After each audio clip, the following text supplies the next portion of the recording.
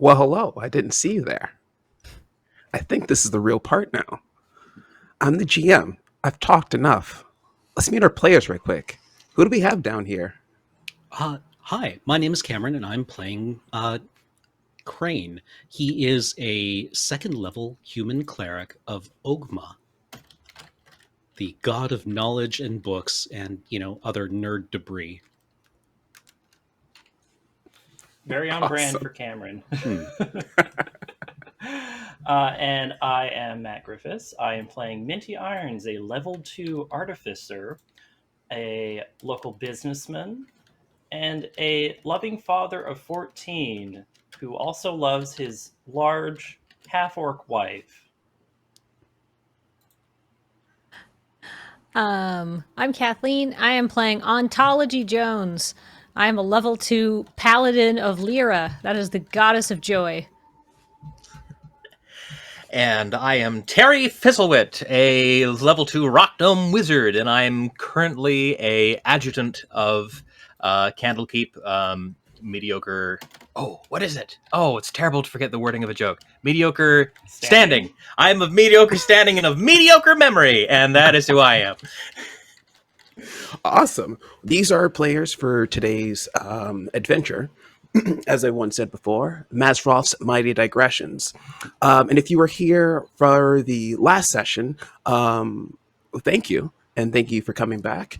But I would assume a lot has happened from your last adventure, as well as new faces that are involved in this one. For those of you who are not for the last session, we are all currently in Candlekeep, which is the Disney World of libraries. It's like SeaWorld, but if the fish were books and weren't being abused. It's kind of like amazing place where you can find knowledge, joy, and maybe even a couple of friends if you're lucky enough. But I want to know what brought each of your characters here to Candlekeep to begin with. Let's go in reverse order with Terry. Oh, sure. Well, Terry began his internship initially with Candlekeep. He was discovered by a traveling librarian in his early life, and for a rock gnome is in his late 30s.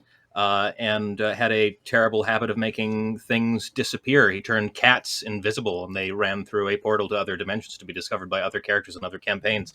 He did and was sort of noticed, and his family kicked him out of there, saying, "Yeah, you deal with him." And he was taken in to the family of the Avowed and trained within their ranks, and is now a adjutant who's there to assist people at Candlekeep.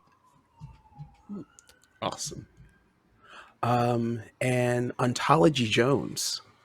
I'm in Candlekeep because there is a sacred text of Lyra, and it's just a cartoon, and it's got like a cow looking at a bunch of like strange shapes, and it's captioned "cow tools," and it brings joy to all who see it. And so she's coming to do some research on it to see if there's any other of these sacred texts of Lyra.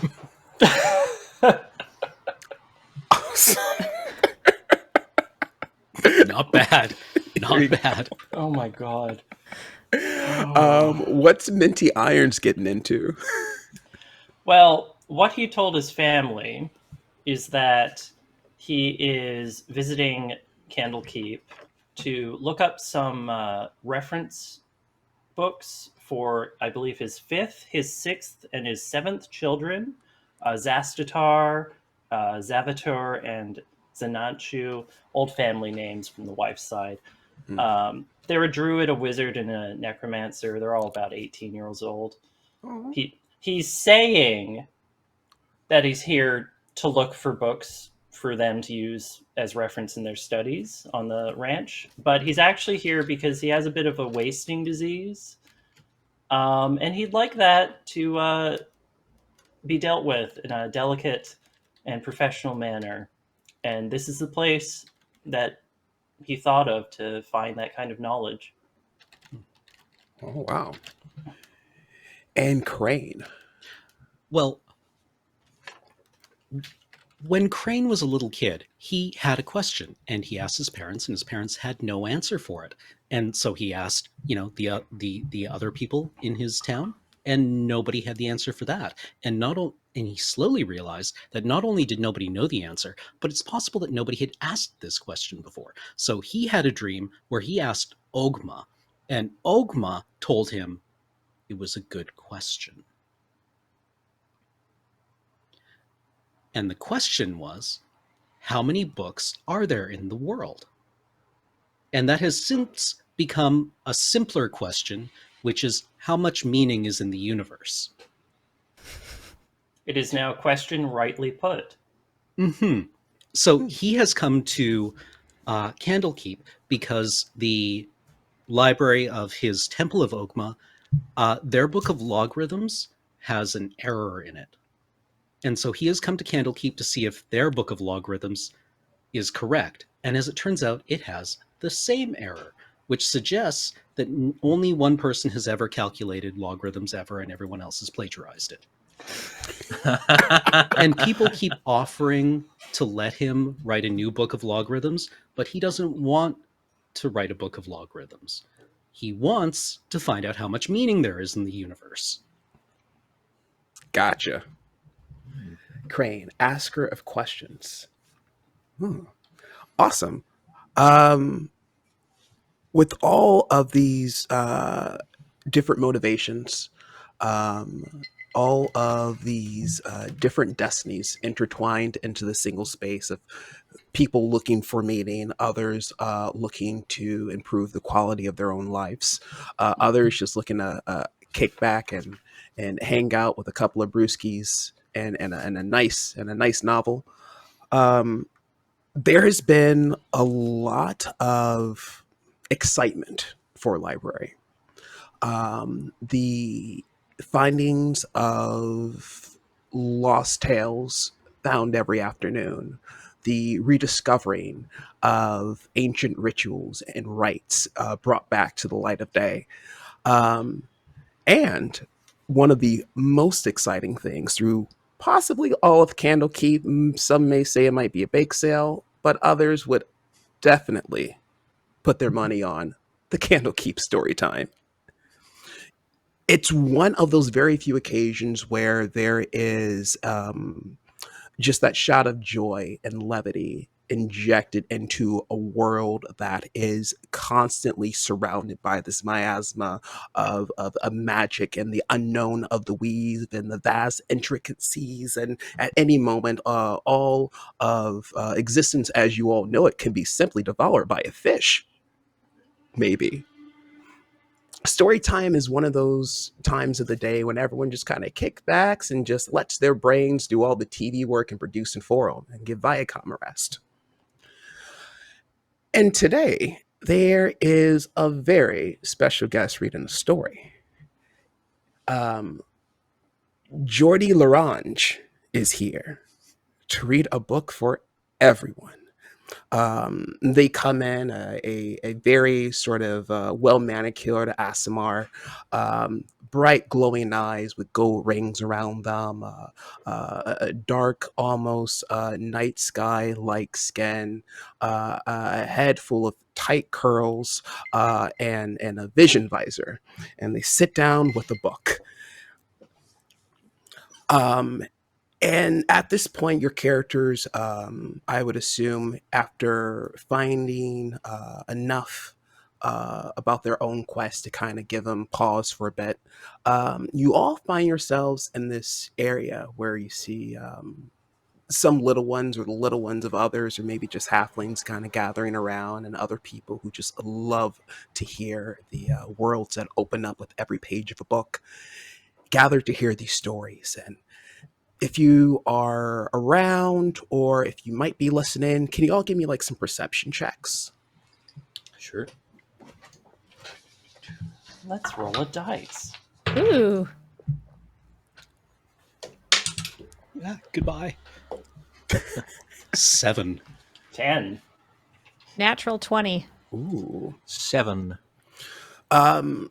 For Crane and Ontology, you're getting these bits and pieces of the story, and I think for Ontology Jones, you might be even more aware of the story that's being told. And it's a classic. You've heard this one 1,000 times. The child so rude who went to bed without his supper ended up with the forest growing in his entire room, gets shifted off to a magical world, kind of based loosely on Chult, where giant beasts gathered around and had their raucous rompus, and he missed his family, so he ended going back.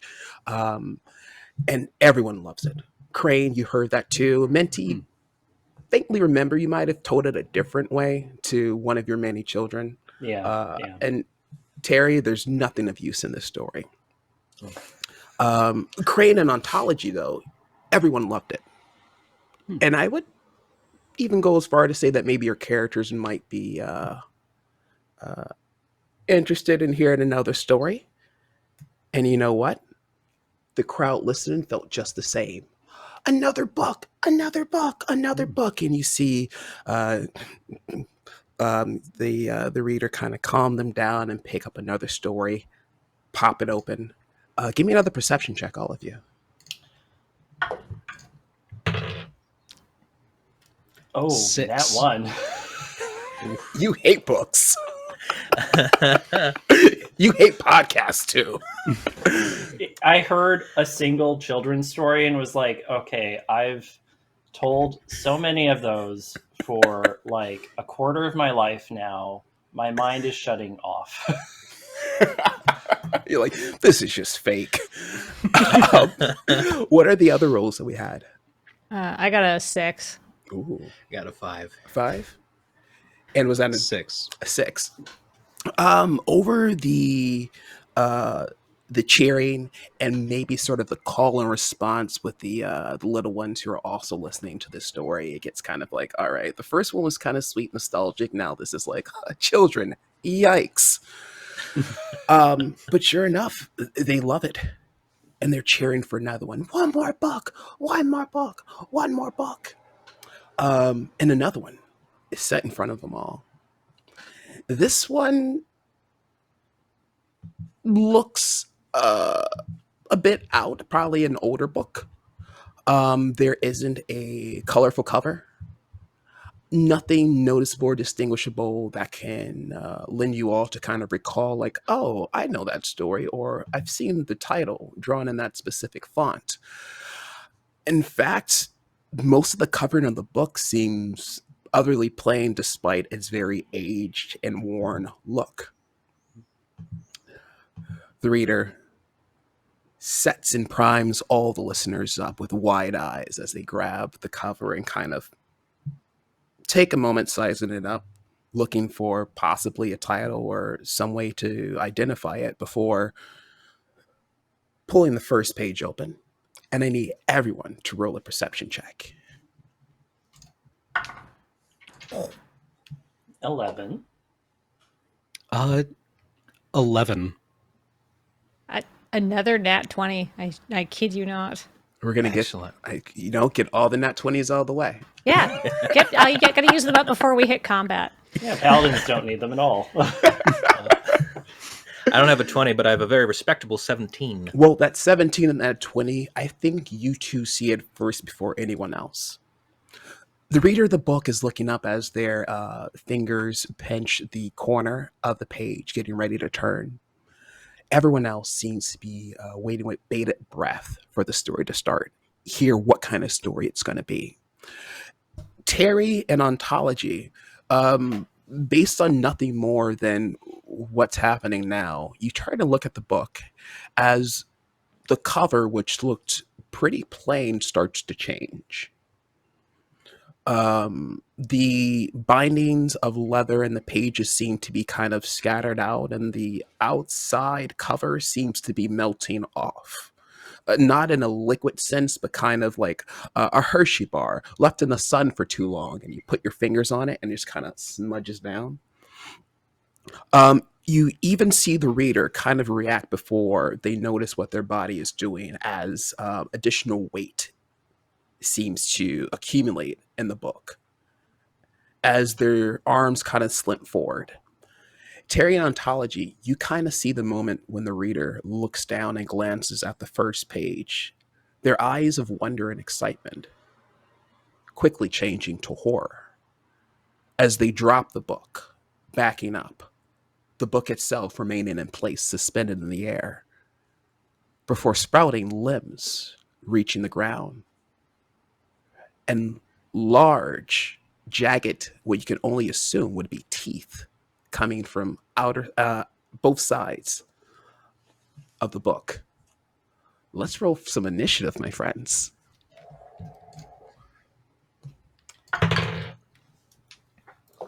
Got a 15. 15 for Terry, 15 for ontology as well. 15 for Ontology. 14 for Minty Irons. 6 for Crane. You love books. You would never fight one. Ready to fight this book of logarithms is what I'm... On the initiative counter, I accidentally hit remove all. So I'm going to put these names back in. Let me get those numbers one more time. We had 15 For Terry, yep. for Terry, And for ontology. Ontology, 6 for Crane. and for Minty, what was that one? 14. 14. That's what it was, my friend. Thank you very much. And this one is not the fastest, but it will do. Could you help me out with the initiative table and get those names back in as we start the combat for me, my friend? So as the as the paladin and the wizard see first, I'll even give you two a bonus round Ooh. to react first to see the initial transformation. As a particular life form starts to grow and manifest, it's relatively small since it came from out of a book, yet it seemed to fold out. I'll leave it to Terry and Ontology for a free round. What would you two like to do? Right. You, small gnome, did you see what's going on here? I certainly do. Oh goodness, it's given me butterflies in my stomach. Butterflies that can fly twice as high. We've got to do something about the kids. We got to get the kids out. First thing I. Absolutely. And I guess Terry turns to the kids and kids, form an orderly line and exit through this exit, and starts doing like the sort of double-handed flight attendant sort of thing towards the nearest exit. All the children, please file this way. Terry, while you're doing this, can you give me a charisma-based skill check? Persuasion, intimidation, some way to get these kids out of here in that orderly fashion.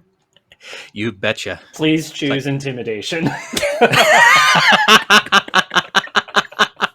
Oh, Terry is not the intimidating type, but he has a... what could he do? I guess persuasion, a kind of prayer for Owen Meany situation where he's kind of the same size and has a high voice, so maybe that helps persuade the kids. This way, more fun this way, pizza party, right this way. And he says, pizza party, which is an outright lie. He doesn't feel good about it, but that's what he says.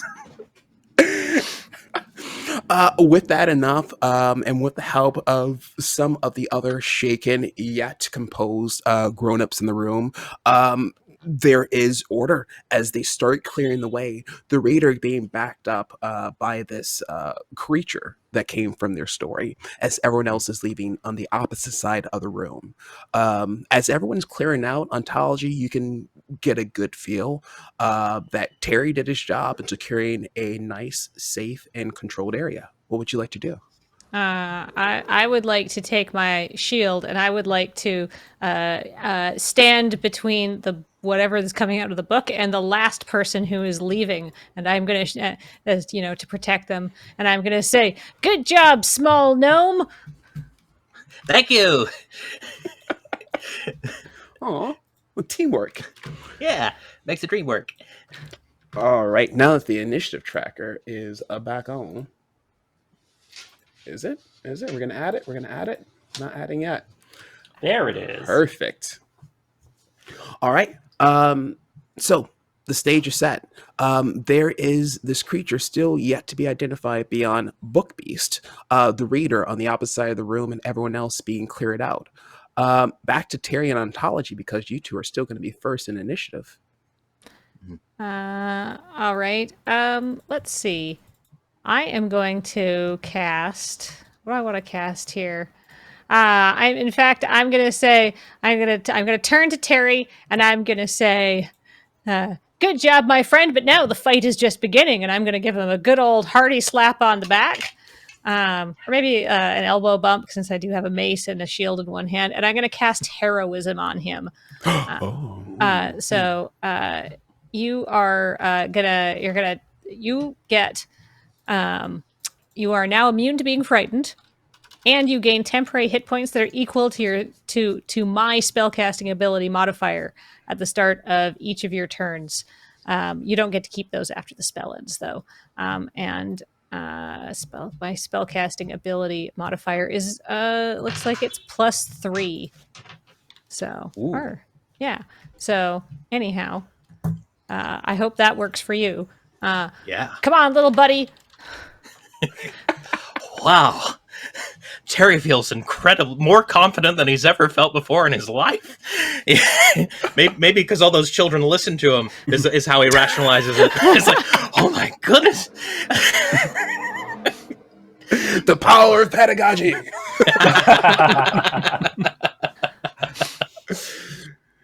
Awesome. Okay. Terry, with this renewed vigor, what would you like to do? Well, I am also, filled with power and confidence. I am also worried about our dear friend Jordi Larange. Has he gotten to safety? Jordi Larange is still hiding behind the rocking chair that they were once sitting on. Okay. Well, I hope that rocking chair is sturdy enough, because I was going to maybe put it to sleep, but I'm feeling jacked, friend. So I'm going to cast magic missile at this thing. No need to roll. Just give me that damage. Will do. Here we go. That's how many of these do I get to do?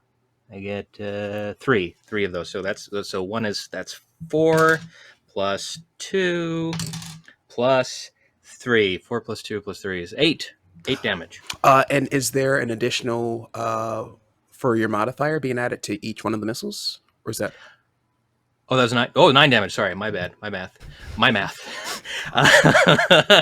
Is there added to that? I don't think so. I've got 1d4 plus 1 force damage to its target. Oh, cool.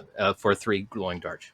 Then 9 points of damage as each one of those missiles connect. What does it look like when you conjure and deploy this attack?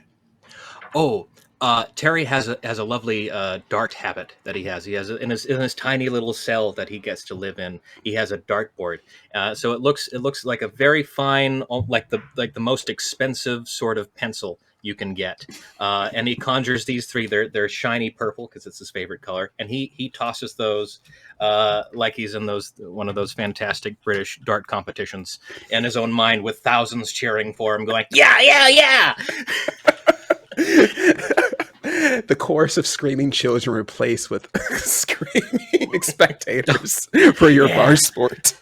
Oh yeah, that heroism is going right to his head. Minty Irons, it's on you, my friend. Hello, I would like to cast. Oh, that's not going to go well for me at all. I would like to cast a bolt, a regular mundane bolt for my crossbow. I rolled a 2. Your bolt goes wide and misses the creature, and it hits the chair, going right through like that center hole right on the back. But that hole just caught that bolt right before it connected with Jordy. Whew. And Jordy is hanging onto that chair for dear life, just keeping that as a barrier between him and his creature. But I got to be honest, it's a back and forth fight. It's a rocking chair. That's how they move around. Next it's the ASMR break. Is there anything you'd like to do with the rest of your turn? move towards the rocking chair to maybe pull Mr. Geordie out of the corner. Awesome. He's not a baby. He can get out of the corner. Crane. Actually, no, it's the beast's turn. My mistake. The creature, seeing Minty both shoot at it, then approach its area, decides that you will be its next target.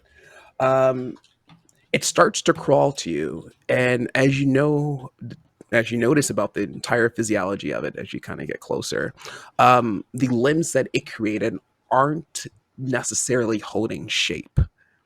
They appear kind of like ephemeral thoughts. It reaches out, clawed, more feline, and once it lands, it kind of gains a more bovine type of stature to keep it up. It faintly goes into something that could be described kind of like humanoid, before looking more reptilian and spread, and then molding together back into a set of talons. It's constantly changing shape. I've seen all those animals. It's all of them.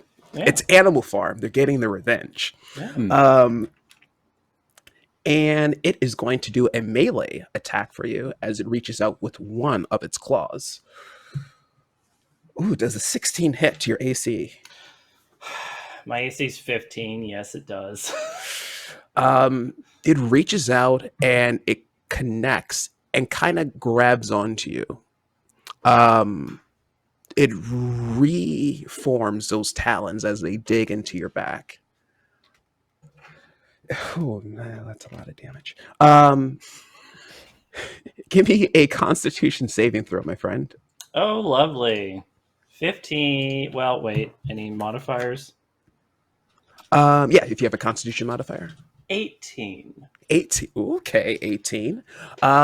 You get that initial hit as the claws dig into you, and you start to feel like a mighty weakness coming on. Like hangovers on top of hangovers suddenly induced. But you kind of grin and bear it. And you only take 10 points of damage. Only take 10 points of damage. Okay. Great. Everyone leveled up, right? Okay, I cool. did, yeah. Wonderful. I'm just going to let it do that for its turn as it kind of grabs you, and the book mouth starts to kind of clamp your way with its phantom limbs. Now, Crane. Okay, this thing seems really aggressive. So I am going to move towards it, and then I'm going to cast Guiding Bolt. Ooh. All right. Because I don't like this thing. Give me that roll for Guiding Bolt to see if it connects. Okay. 15. It does? Awesome. Okay. What does your Guiding Bolt look like? My Guiding Bolt. Okay, Ogma is the god of knowledge and like information and ideas. So I imagine that the function of Guiding Bolt is just like, no, this is this thing's absolute location, and you can. It's like the Matrix, right? Like Neo doesn't know kung fu; he just knows that the universe allows him to do it, right? So this is just like green screen code. Almost like just like glyphs and positions, and then also just like the bolt itself is just like because it's divine fire.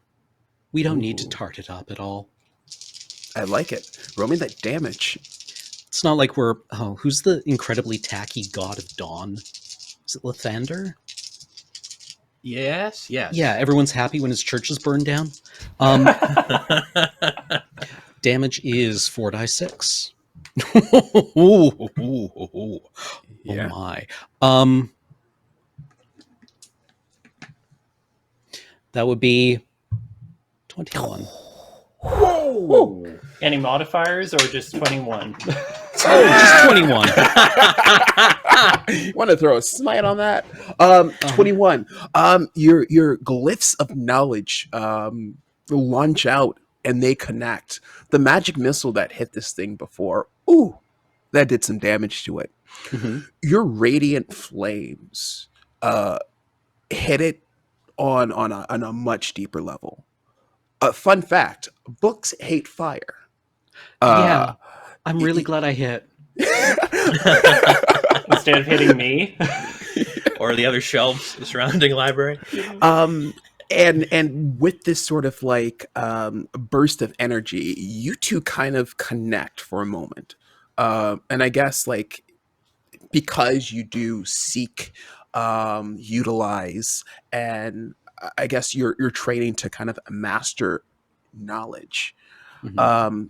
You're able to connect with this creature in a completely empty void. It's just you two. And it kind of turns to you, except it's not in its like sort of monstrous amorphous form. Uh it's just a book with like some sort of ghostly body. Mm-hmm. And it turns and I guess it kind of looks you in your eyes with its index. Okay. And it just says, "Feed me.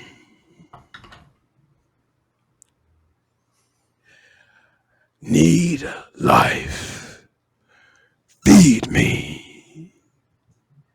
And in that moment, as quickly as it came, it's back out. Some of the pages burning up, the cover falling into embers. But it's not done yet as it grips tighter around Menti. Let's go back up to Ontology Jones. Oh. Oh, one final effect. Oh, yes, my friend.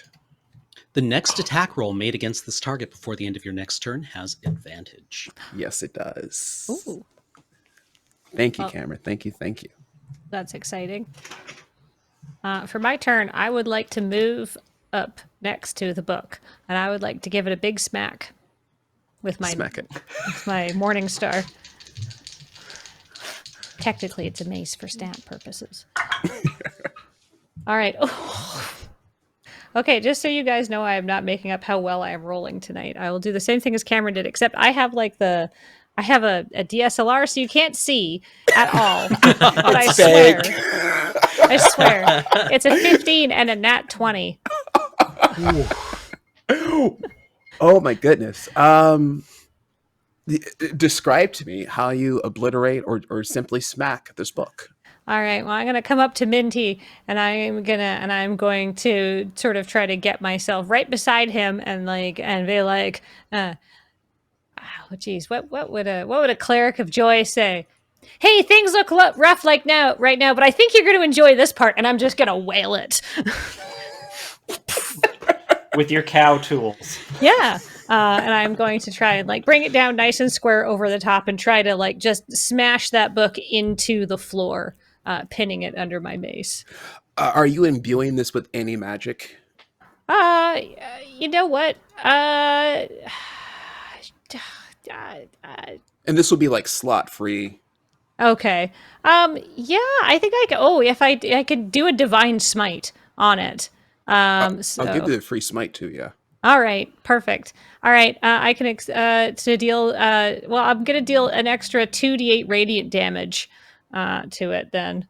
So, but I'm also rolling a 20, so that's like double damage. So it's a 1. All right, good rolls out 2. So I'm gonna deal extra 3 radiant damage to it. And then my actual damage is 4 plus 3 is 7. That's a 1 plus 3, 4, 11, 14 points of damage. The moment your weapon makes contact with the book, it immediately disintegrates. Yeah. That brings her joy. I take a point of inspiration, Kylie. It's a very divine experience for you. You too, Cameron, for the guiding bolt as well. Take a point of inspiration for you too. Leaving nothing left but the falling of a single bookmark. All right. Jordy Larange peeks from behind the chair. Is it Is it all gone? Is it over? Absolutely, friend. Through our brave teamwork, we smacked that thing down to tomorrow's breakfast. I didn't know what had happened. I cannot thank you all enough, but thank you. I did. Someone could have been hurt or worse. What was that thing? Hmm. Could have been hurt. Minty starfishes back, like slumps back onto the floor, like a starfish pattern. Mm. And All then right. from his side satchel, you see something just kind of come out, kind of like what you see in my frame right now, and just caress him on the face and do I believe it is cure wounds. I'm going to roll for how much it heals. Not much. That's a 1. So I'm at 8 now. As his little homunculus friend named Pearl emerges from his satchel. Paul, if you would like to show Pearl on the screen now.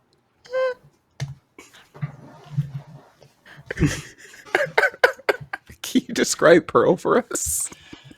Pearl is technically a homunculus servant. As a second level artificer, Minty can infuse items, and this is an item he's infused. It is awful to look at. It has the literal skin of a French bulldog pulled over what sounds like mechanical workings inside. Little floppy wings that look like crow wings that are just kind of there. They don't do much.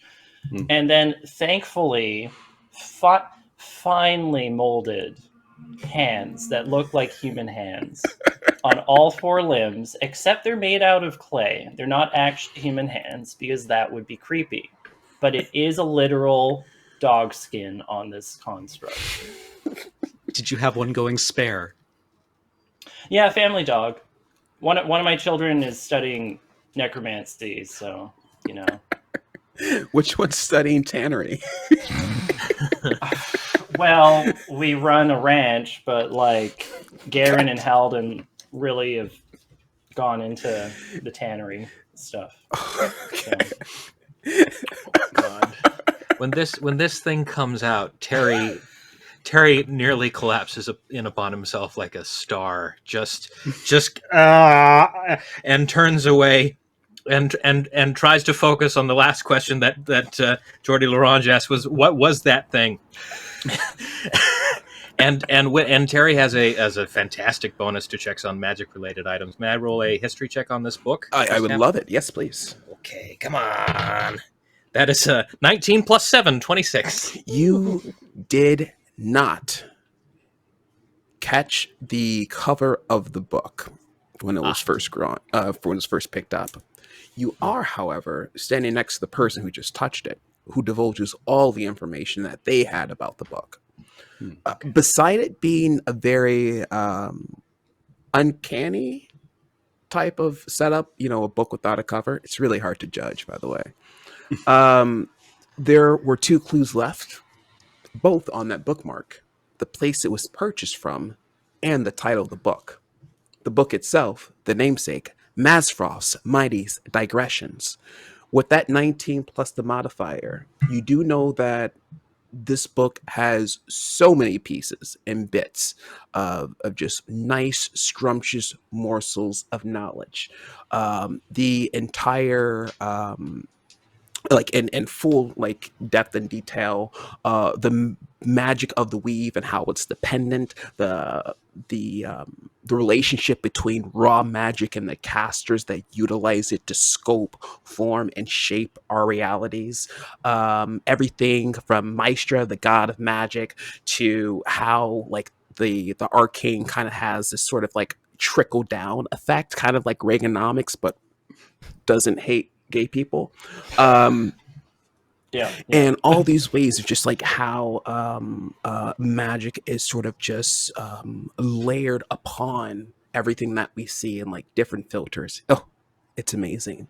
Not to mention the entire chapter devoted to the abyss and the demon lords. I mean, you can even go on about how Malar, the god of the hunt, itself is like responsible for some of the curses that kind of get transferred through humanoids and beings, stuff like all that fun stuff. You can go on for days.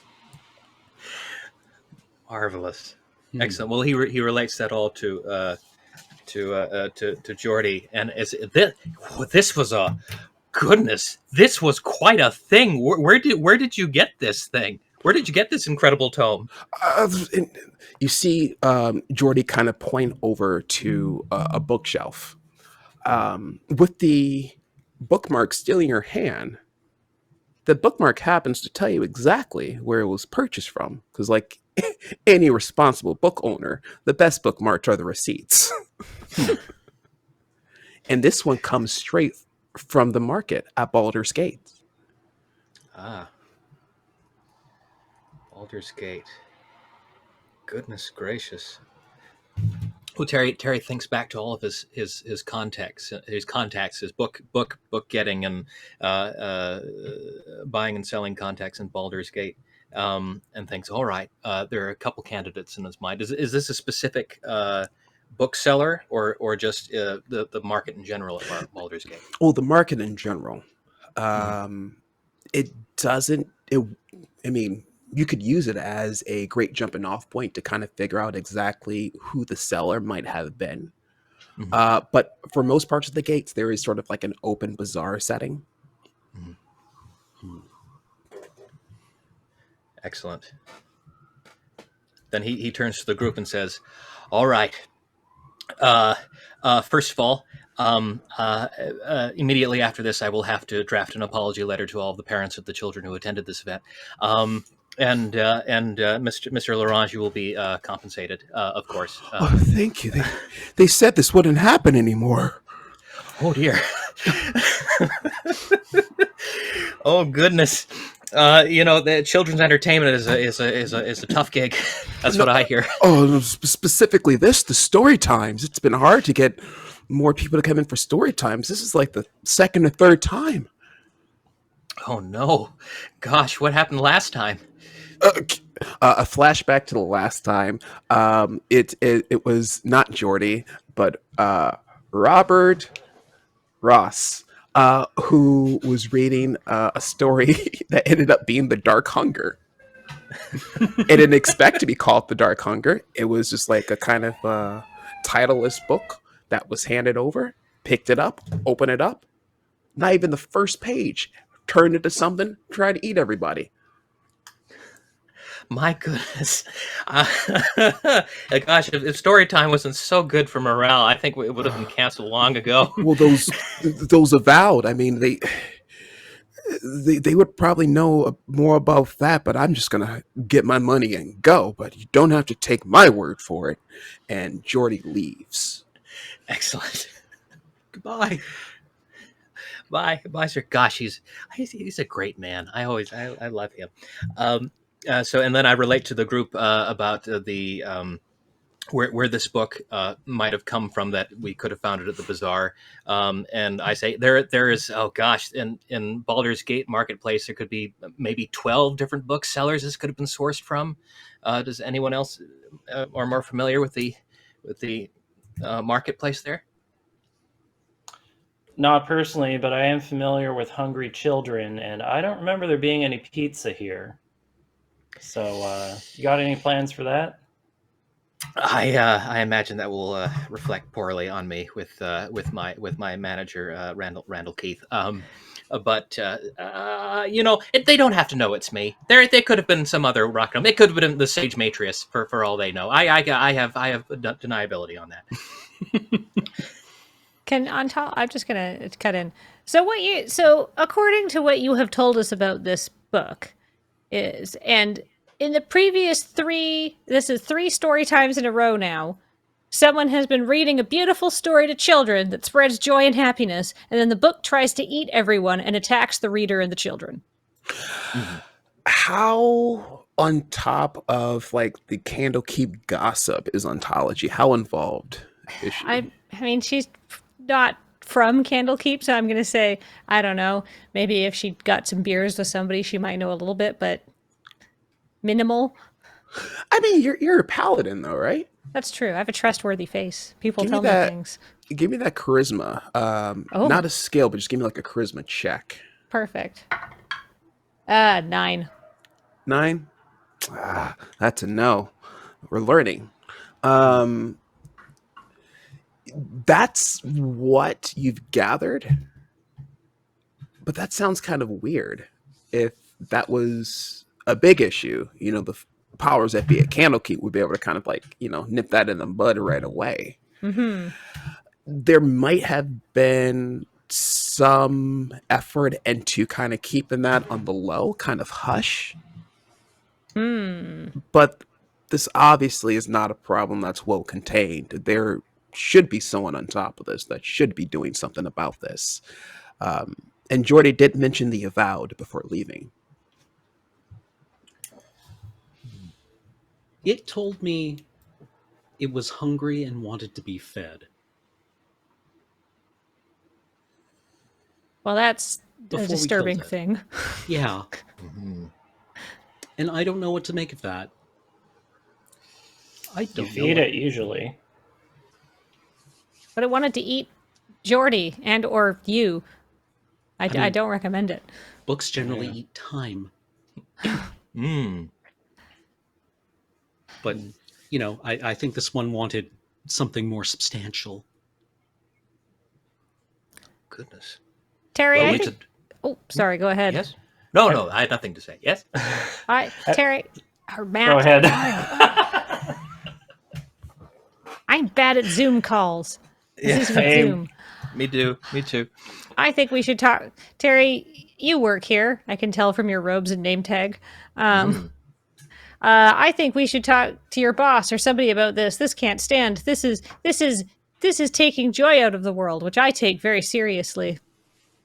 I think you're right. I'm just gonna hope that pizza party thing doesn't bite me in the ass. So I'm gonna go directly to my immediate superior, if I could, who is my boss, Randall Keith from Candlekeep. He is his offices. The moment you drop his name, the door to the reading time area flies open, and just power walking in with the new kind of like sending stone / Fitbit is Randall Keith from Candlekeep. She's like, Terry, my man, my main dog, my ace in the hole. What's going on in this space? Oh, the exact same thing that happened the last 2 story times. Terry. Have you heard? What? Oh my goodness. Okay. And Randall Keefe does, I don't know, was Randall Keefe be the type of person that would show panic on their face? What do you think, Kathleen? You introduced Randy. He's your boss. Oh, You know okay. him better than I do. You I see think he- Randall Keefe sweat for the first time. Oh, okay. Oof. Terry, my man, that is no bueno. Listen, we got some bad news. Capital BAD nudes, all right? You might have heard already. Third time it happened. It shouldn't have happened the first 2. We got some books in. Apparently, those books were not good. Creatures popping out, biting people on their toes. You can't bite people's toes while they're trying to be immersed in a story, Terry. You know this. I do. If only I had someone here who worked here that I could trust, I can give this duty to kind of take care of this. Oh, the promotions that they receive. They'll be promoted through the moon. Oh, sir, I volunteer. Who? He kind of looks around above you. And Terry sticks his hand way up high so that he can be seen. Sir, Terry, sir, I volunteer. Oh, Terry, my man, you're such a good adjutant. I don't want to take you away from what you really love to do, your passion, That's true, but I could take a sabbatical for my duties here and pursue this very important lead. We don't want any children eaten by these books, and it's come close. I hadn't thought about children being eaten. If it wasn't that childcare was so dang expensive around here, the event might have been gone a long time ago. It's very important that we keep this event going, sir. And you're the one who can do it? You really think so? I'm gonna try. I'm sure these lovely folks behind me, and I point to Ontology, Minty, and Crane. I'm sure they also love children and don't want to see them eaten, right? Absolutely. For the joy of children, I hold my shield. You get a thumbs up from Minty as Pearl very sneakily slides one of Minty's business cards into the back pocket of this very bulky man's jeans. Randall Keefe feels it. He sees it. And it's one of those things where it's like he's not sure exactly how to react to it, so he tries to shake its hand. Like, Which Randall one? Keefe, nice. Oh, whichever one, the opposite of one handing the card. It's like, The thing is that I believe the homunculus servant is incredibly dexterous. It has a dexterity of 15, so it's the best handshake this man has gotten this month. I would also like to think that the homunculus did like a little card trick to get do a little sleight of hand. I love it. Yeah. It's a creepy little magician. And his homunculus. Yeah. I have all right. He takes it and goes, Minty irons, huh? Hey. Okay, I've seen you. And you. All right. Well, Terry, if you're gonna do me a solid, my man, I guess I trust you. Randall Keefe Brofist. Fist back. Nice. The homunculus goes for a brofist as well. Oh, my man. And I think Randall Keefe does it so much, it kind of like smudges the clay. It reforms after a moment, but yeah. Yes, Cameron. Yeah, Mr. Keith, I was just hoping to. I believe I have an appointment for a meeting with you next week. But while I have you here, I was hoping to alert you to a error on page 350 of the Admiralty Logarithm book. I love it. You I'm going to see, check on that sometime later. as- Wonderful. All right. It was nice to meet you. And he kind of goes through a roll call and like, nice to meet you, Minty, as he points to Crane. I'll see you later, Terry. He kind of finger guns Minty and said, and the rest of you, yeah, you're all getting promoted. Randall Keith out. And he kind of power walks. Let me know about those errors. I'll see you later. Was that a short joke? Should I be offended? Make a wisdom check. Wisdom check. 16. You've all been given the task of figuring out and getting to the bottom of these biting books. You know that the source of them came from somewhere from Baldur's Gate's market, and it's going to take some time to travel all the way out there. I'm going to do some weird time stuff. I want you all to bear with me.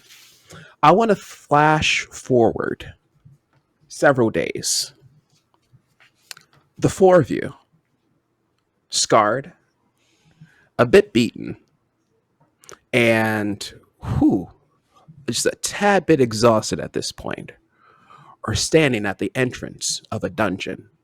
I'm going to put the map right up there in just a bit.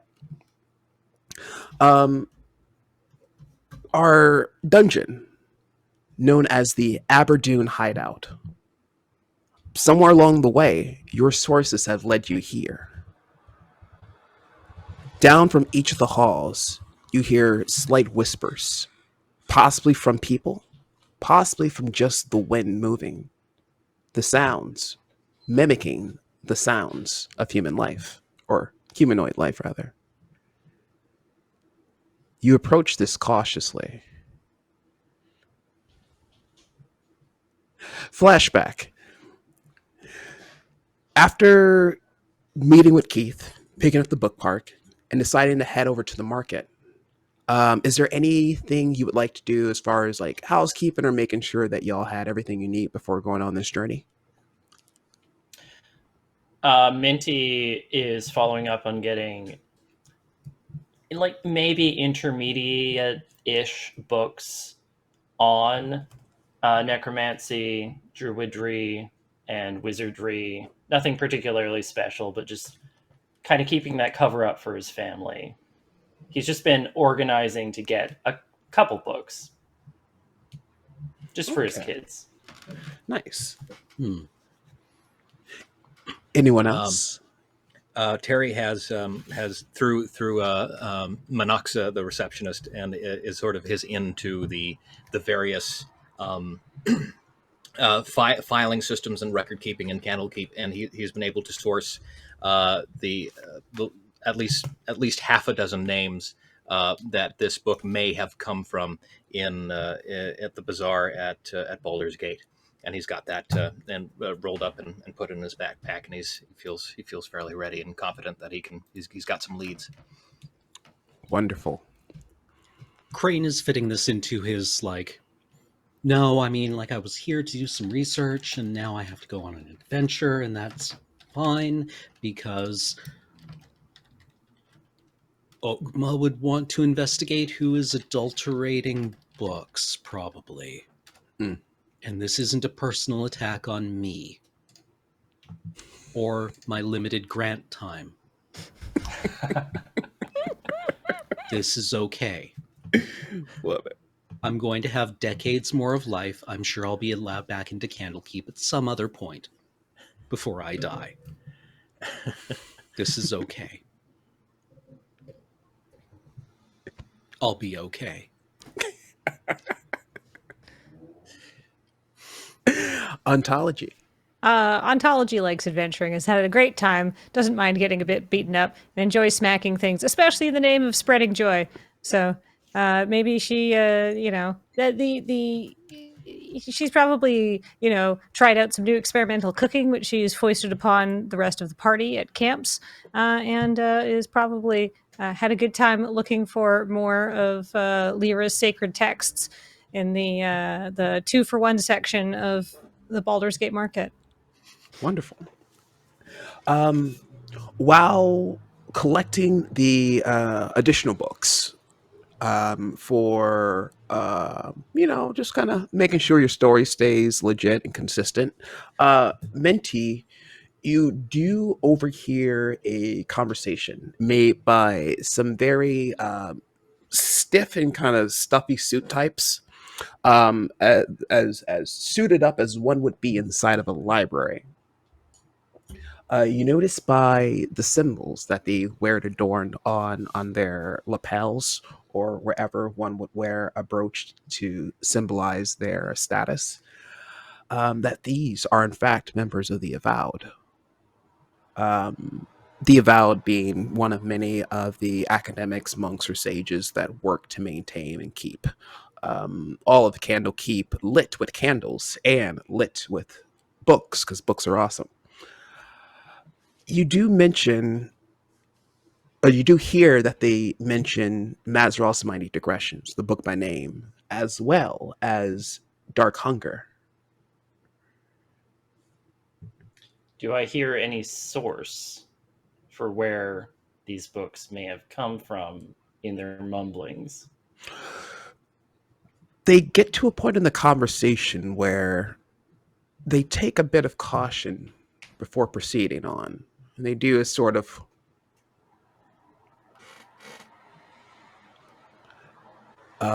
give me a perception check to see what you pick up. That would be... What is my bonus here? That is 15. Ooh, this is enough. You do hear for a fact that Mazfroth's Mighty Digressions was, in fact, a third book to change in one of these beasts, these monsters, a name that they have not exactly put a direct title or identification on just yet. Um, but it does meet the same descriptions that you all saw, as well as the last two instances where this has happened. Um, the source from these, well, and they're back and forth. They gather that, well, and, you know, we've done our job, we've done our best, kind of convincing themselves that they're doing a good job.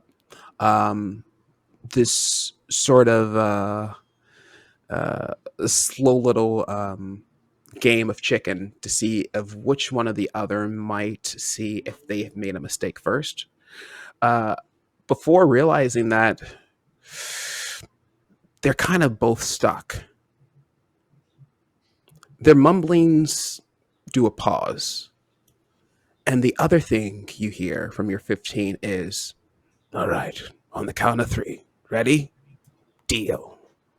1, 2, 3. And in unison, they both say, it was probably Valor. Jinx! Double jinx! Your mom's a polymorph frog! They chuckle and have a brief laugh before going their separate ways. Valor, huh? Huh. I'm like, while we are en route to the bazaar, Minty offhand mentions Valor as a name that maybe Terry would recognize. Terry perks his ears up at that, and goes, "Oh," and then does a some sort of check to see how he should react to that. What would that be? I guess History or History, or if you want to do it or do a risky bisky, do me a base intelligence roll. So a d20 with just your intelligence modifier. you got it. That is a 17. 17. All right. This is what you picked up. And this will be a blend of both the time you've taken to prepare for going on this journey, as well as just like milling about of your own personal businesses. Um, you've worked with the Avowed. You know them. I assume you're kind of like a page to them, no pun intended. Yeah, I Awesome. think so. While preparing for this, you also are able to confirm that this is, in fact, the third book. The other two books, one being Dark Hunger, and The Fallen Thaimar, a book about a dwarf king named Galen who sought to reclaim his kingdom from the Desertmouth Mountains. Now, these books were in fact brought to Candlekeep specifically for someone to gain entrance. okay. Excellent. Goodness, would there be a? Sorry, where are we right now? Are we on the road to this place, or are we still at Candlekeep? This is that vague time in between preparing. So after we get this information, we are going to fast forward to the bazaar. Mhm. But this kind of exists in that time between after encountering the first one and deciding to go to the market. Excellent. Well, then I would. I relate that back to Minty Irons. I say, Valor. Oh no. Okay. All right. Well, this is starting to make a little more sense now. Shoot. I think it's fairly likely that these books have come in. That people have given these books to the library for entrance. This is the source from one individual. We didn't this book. We didn't attain these through some sort of line of acquisition that we usually get for other books. That we might be able to track this back to a single person who horribly may have come into Candlekeep quite recently. And Terry, you know that the Avowed keeps records of these things too. It's probably written down somewhere. Oh shoot. Well, good. So are we? So again? Are we on the road to there? Was that weird in between place? Could I go back? Am I able to access Candlekeep and talk to people? Oh, of Okay. Well, course. Yes. Yes. that's what I do. Well, I'm going to sprint. I'm going to leave Minty very rudely and run to Monoxa, who is my go-to for this type of thing, and say, Monoxa, help! Dark Hunger, Mazfroth, please. I need to know who this is. And goes. Slow down, darling. What is it? This is what I sound like now, I guess. You're right. I'm sorry. I didn't take some deep breaths. Well, Monoxa, I would like to access some records. I need to know if a certain person has come to Candlekeep and has used as their entrance fee the books Dark Hunter, Mazfroth's Mighty Digressions. Yes, and the other one. Was Valor the name of the book? Is that the third one? You received that Valor might have been the name of the person who brought one of the books. Oh, I see. I was confused about that. All right. No Well, then I would say, could you run some records on a person named Valor, their comings and goings? Terry, you know I can't look up the personal catalog through everyone's information, but I did notice you are wearing purple, and you know how I feel about purple. Anything for you, little fizzle. All right, let's see. Mazfroth's Mighty Digressions? That's one. All right. One copy, right here. Brought in fairly recently. Let's see what we got. And what was the name of the person associated again? Valor? Well, I'm sorry, Fizzlebutt, but there's no Valor attached to this title. Oh, fascinating. I have a Ilarian High Scroll who brought Mazfroth. Valor. Oh, he brought the Dark Hunger, the book. Okay, so Valor brought the Dark Hunger. Ilarian High Scroll brought Mazfroth's, and the third book, whose title we doesn't say. I see. Alrighty then. And out of character, the third book that the information received by Minting was The Fallen Thethamar, I think. Tethamar. That's marvelous. Thank you, Tethamar. And he says, he said, well, that nevertheless, that is very helpful, Monoxa. If you have if you have any other information that shows up to this, you know where to find me in my cell. Terry. All right, you take care, precious. I'll see you later. Thank you. You too. Thank you. Bye bye. She gives you a butterscotch candy on your way out. Oh. Thank you. Putting that in my inventory. Thank you very much. Everything's looking up. With that, we have some names, we have some books. Let's take a quick break. I'm going to do some bio stuff, and then we're going to come back and continue our journey through the bazaar and some weird flashbacks to get some information. So stay tuned, and I love you.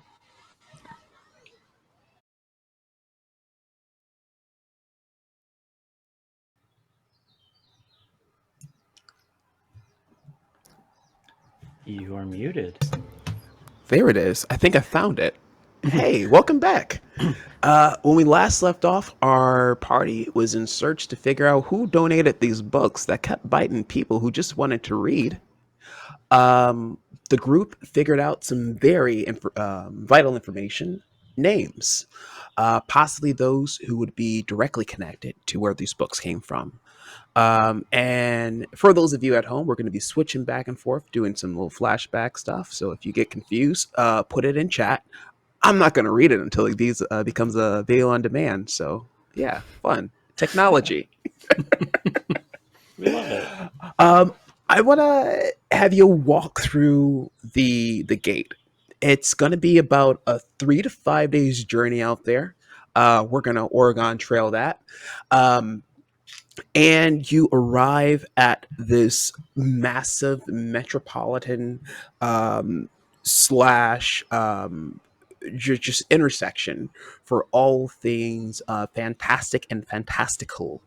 I would think it'll be safe to say that Boulder's Gate itself serves as more than just a starting place for a lot of adventures, but also where a lot of exciting things seem to intersect. Whether it be a mind flayer invasion, a bunch of angry clowns, or maybe the revival of a drow spider god. Who knows? Seems to happen in Boulder's Gate a lot. Um, and with all of you just sort of around, um, I would assume familiar with the big city, and for even a few of you, the first time out of Candlekeep for quite a while, um, do you all immediately go to looking for the books, or is there something you all like want to do something for yourselves first? Minty immediately goes to the closest beverage stall and just gets a cold one of what's ever there. Oh yeah, you got a copper. They got a Yeah, special deal. Yeah. yeah. Yeah, who here is like the, you arrive from the airport. Is it like immediate bath, sleep, or food? Right? It's Minty's like the two food. categories. Mhm. Yeah. I Uh, think Crane will probably food. Mhm. Ontology superfood. She's like, cold ones, excellent, and quaffs one down. Mm. Yeah, you are able to find a public house, same place, serving nice frosty cold ones and brewskis. You get a couple of coppers to spare, and you get a nice hearty meal. And I think it tastes better, especially after traveling for so long. Mm. Yeah. And you all just get a moment just to kind of relax. On the way over, you encounter like a pack of roaming undead gnolls that were kind of causing some ruckus. You took care of that. 25 experience points. There was a giant gelatinous cube stuck in a circle hole. That took an afternoon. 50 experience points. You made some friends, lost a few, and now you're here enjoying some brewskis and bread. Now that the meal's out of the way, where to next? Terry? Well, and he takes out his notes because just as I have been writing copious notes of words I don't know how to spell, just going okay, I've got this, and he pulls out one of his parchment papers, and he tacks it to he casts prestidigitation and makes a little pin on the wall, and he sort of forms his own little whiteboard. Okay, this is what we know.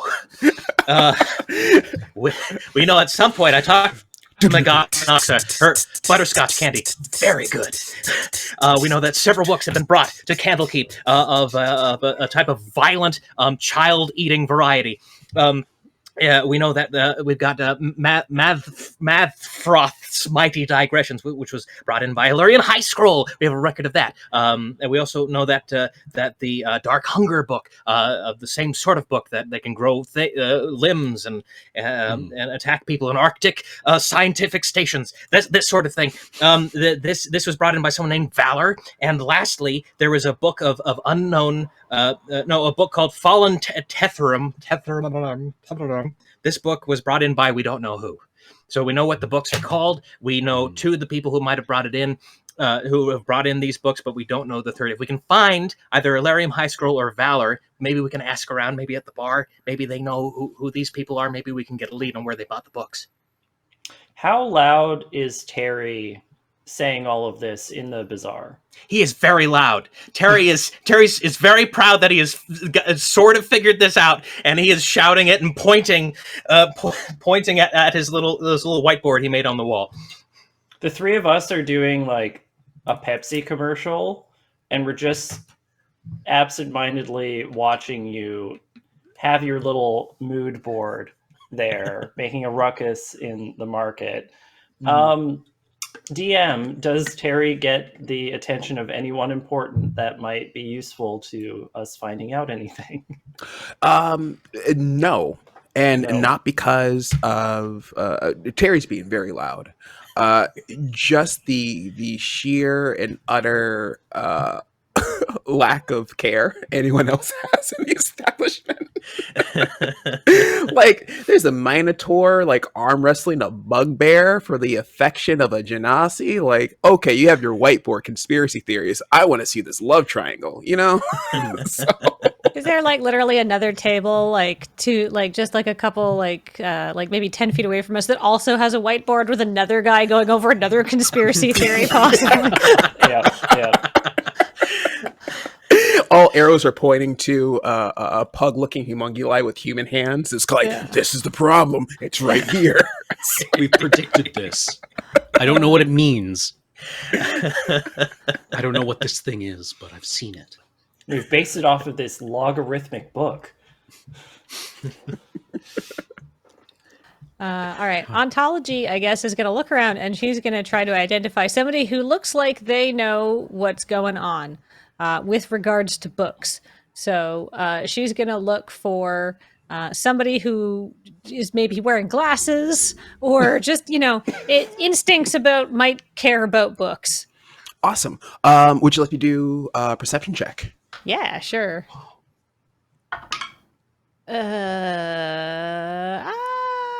Well, that's a 10.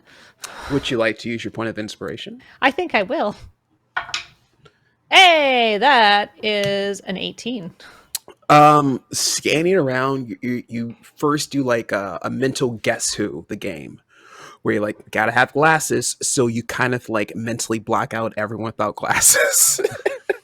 They gotta have robes. You mentally block out anyone not wearing robes.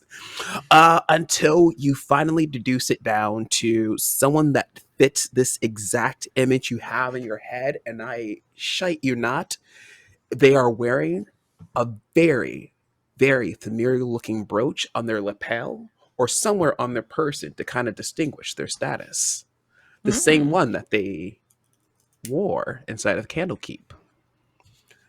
The only difference is that this person does not seem to have that same stuffy, distinguished look. They are very disheveled. They are sitting at the bar top with 2 empty pints next to them, kind of spinning in their chair and nursing a third. All right. I'm going to walk up and say, hello, friend. What brings you joy? Is it books? I have a feeling it's books. And they kind of fix their glasses and they go, I another drink would be good, and maybe some nuts, maybe. And they turn and they look at you, and there is this moment where it's just like someone who's had quite a few drinks. They're not belligerent and sloppy drunk, but they're not quite whiskey neat. And they just look at you for a second. They kind of wipe the sleep or lack thereof out of their eyes, and they just go, oh my goodness, you're just glowing. It's the power of Lyra. But you know what I think would really help you out is the power of black coffee. I'm going to order them some nuts and a black coffee. I'm going to say, I need some help finding some books. After a while, the order comes: 1 black coffee, 1 order of nuts hot off the stove. And they go, oh, yeah, anything. Have a seat. And there are more than enough empty spots next to this person. I'm going to let them eat their nuts and drink their coffee and compose themselves. And I'll say, what's your name, friend? My name is Sasha Delrune. Nice to meet you. Shake, shake, shake, shake, shake. So, sorry. And they kind of like remove all of the like gases and any kind of stuff that they had just like out of themselves before kind of fixing themselves up to engage in a conversation about books and other intellectual things. How can I be of service to you? Well, I am looking for some places where you can buy interesting and exciting books. And not only am I looking for places where you can buy interesting and exciting books, I'm wondering if you might know some of the people who we think might have bought some of these very interesting and perhaps slightly too exciting books, in as much as the books tried to eat people, and we're trying to track that down. Again? Oh, Oh, this is the worst. What's the world coming to when you can't even flip open a book without losing a hand? Am I right? absolutely. The I cursed audacity. A cursed book is a lost opportunity for the joy of reading and for the joy of keeping all your fingers.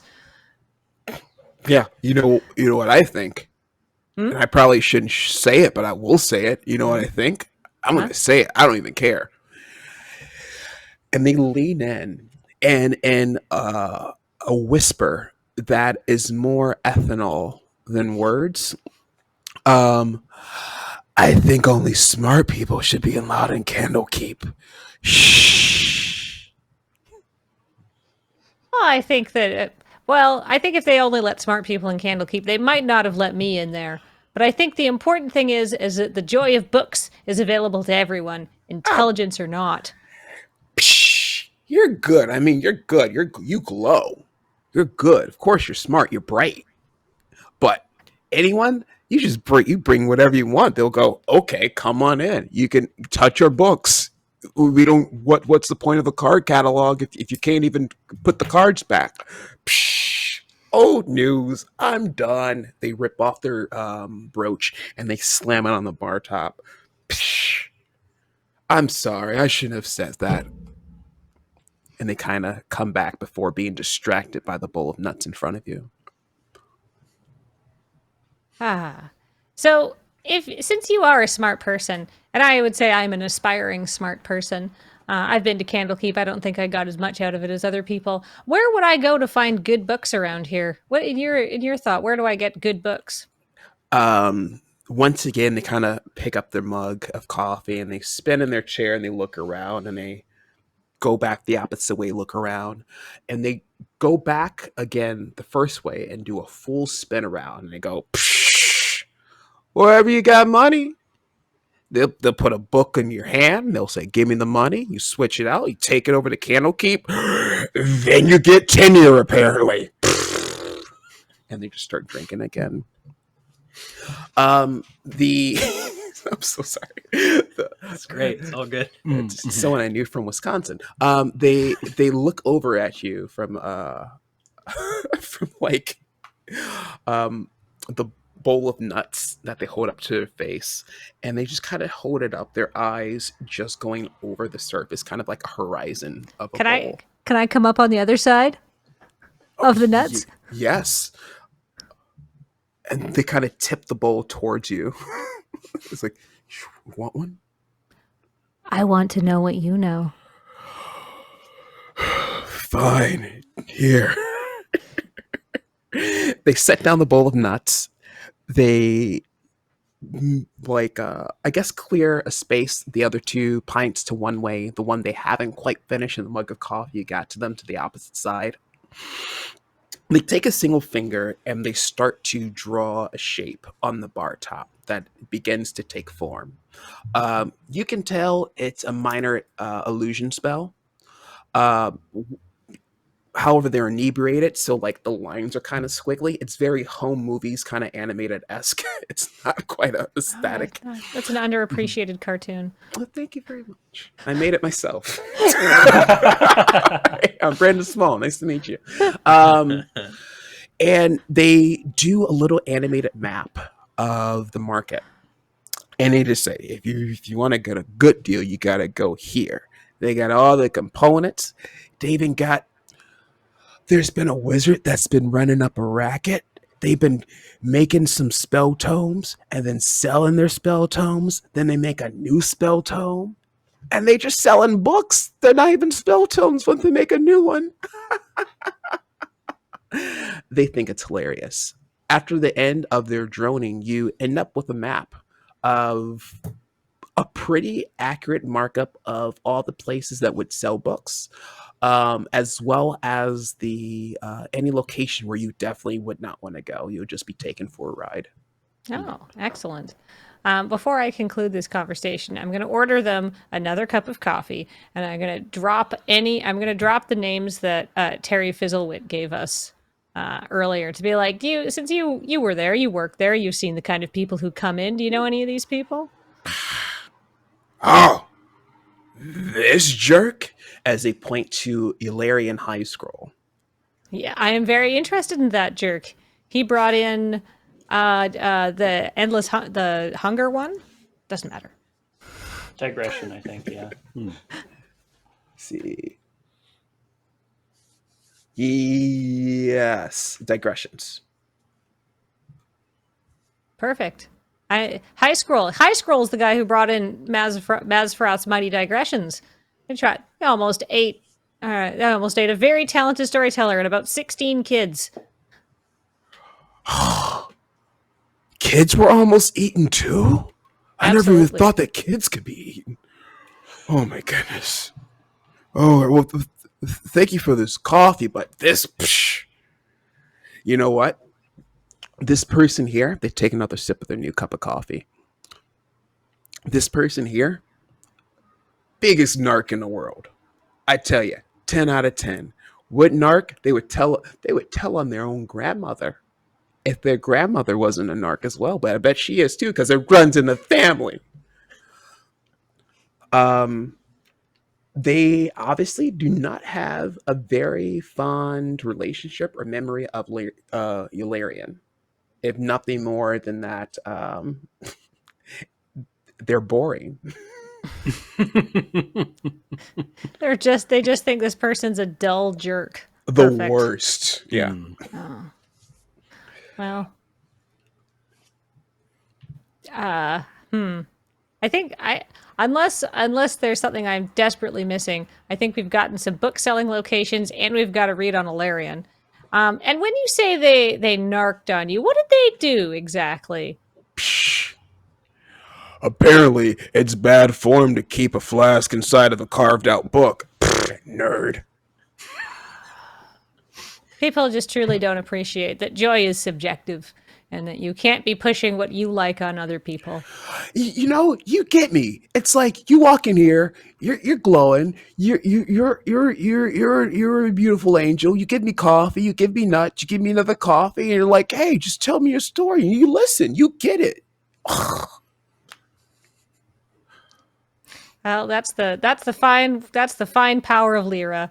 That's as much proselytizing as I'm going to do for you. But check her out. She's literally the goddess of joy. Every month at one of the temples, you can go see a kitten show. You don't judge the kittens; you just get to look at them because they're nice. I love it. That's objective joy right there. Yeah. It's textbook joy. Is there anything else you would like from Sasha? I don't think I need anything else from Sasha, unless out of character, some people want to tell me that yell at me about a stupid question I forgot to ask. I don't think so. Yeah. And the power of flashbacks are still available to anyone else in case they would like to flashback and interact with any of the characters mentioned. Terry would like to flashback to a time in the stacks where he encountered Sasha Delrune very drunk on the job at the library. Okay. This one in particular, this is one of those backstories and flashbacks that actually connect two pieces together. One is probably Crane's first scouring of looking at the upkeep and the accuracy of how things are cataloged and coded, and walking away absolutely. What was the feeling when you realized that everyone in the world is wrong? Smug. Does Crane feel this? Like, I knew it. Just walking away with just like that. That And exact noise, yeah. And I think that Terry kind of puts it together or frames it when you kind of see Sasha in charge, just kind of going down with a cart and just sort of like putting books back on while just kind of like humming to themselves, not paying attention to what books. And you kind of realize that they're color coding it.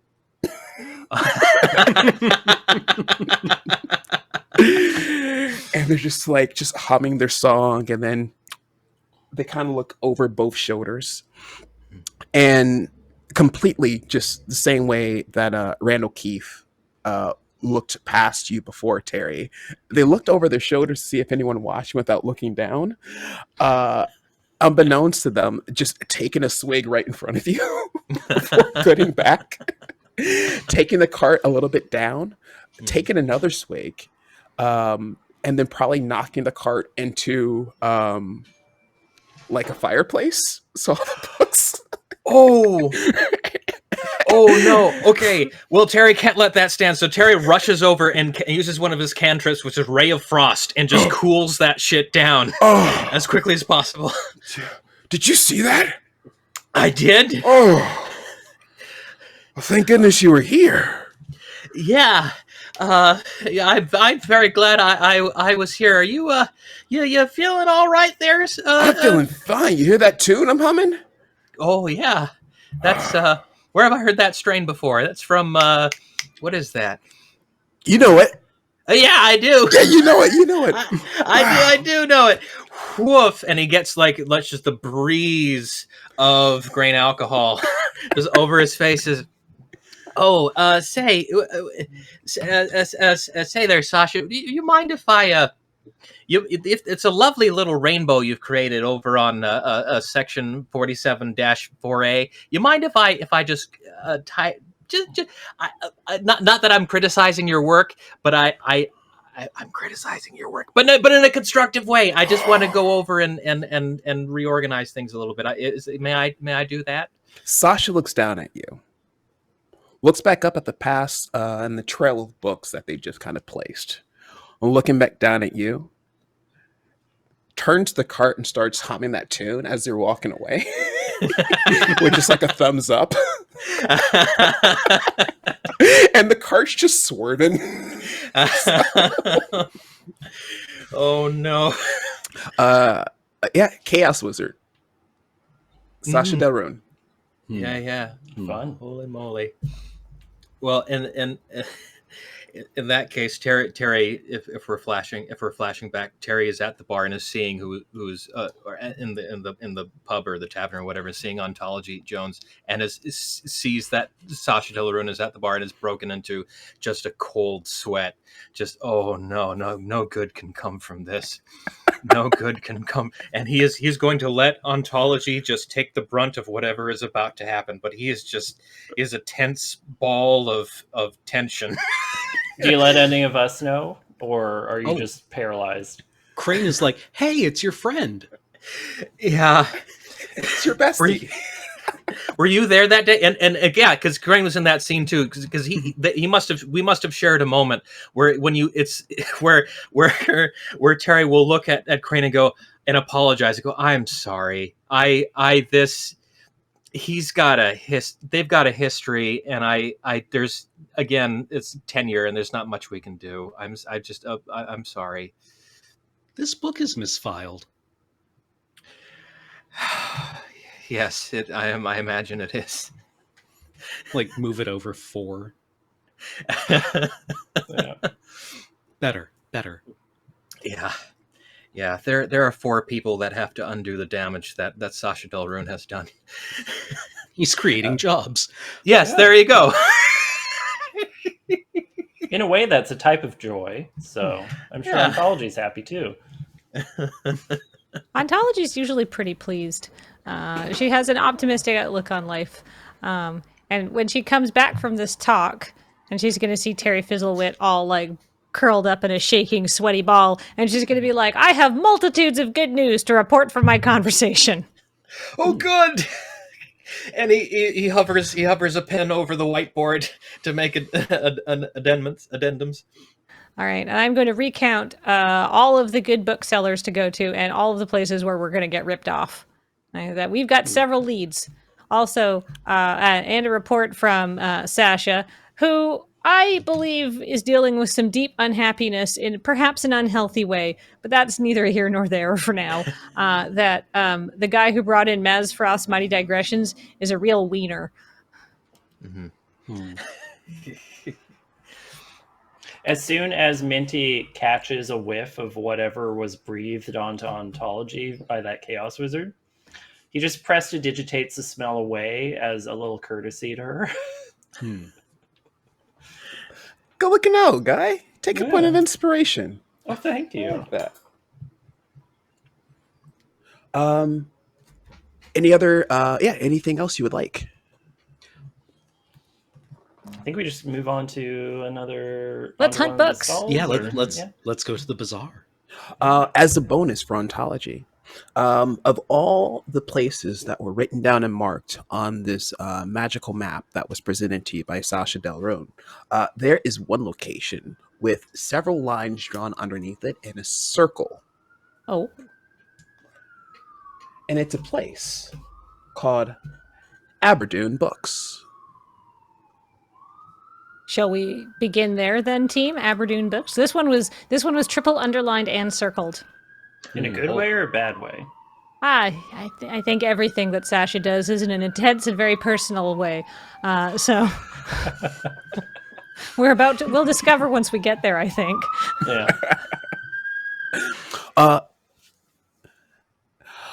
On the way over to that bookstore, the entire market is buzzing. It's trading season. It's selling season. Merchants are coming across now that the seas have calmed down a bit. Folks are coming down from the mountains now that the weather has cleared, bringing goods, services, rare items, antiques, and others to be sold, bought, purchased, and or traded.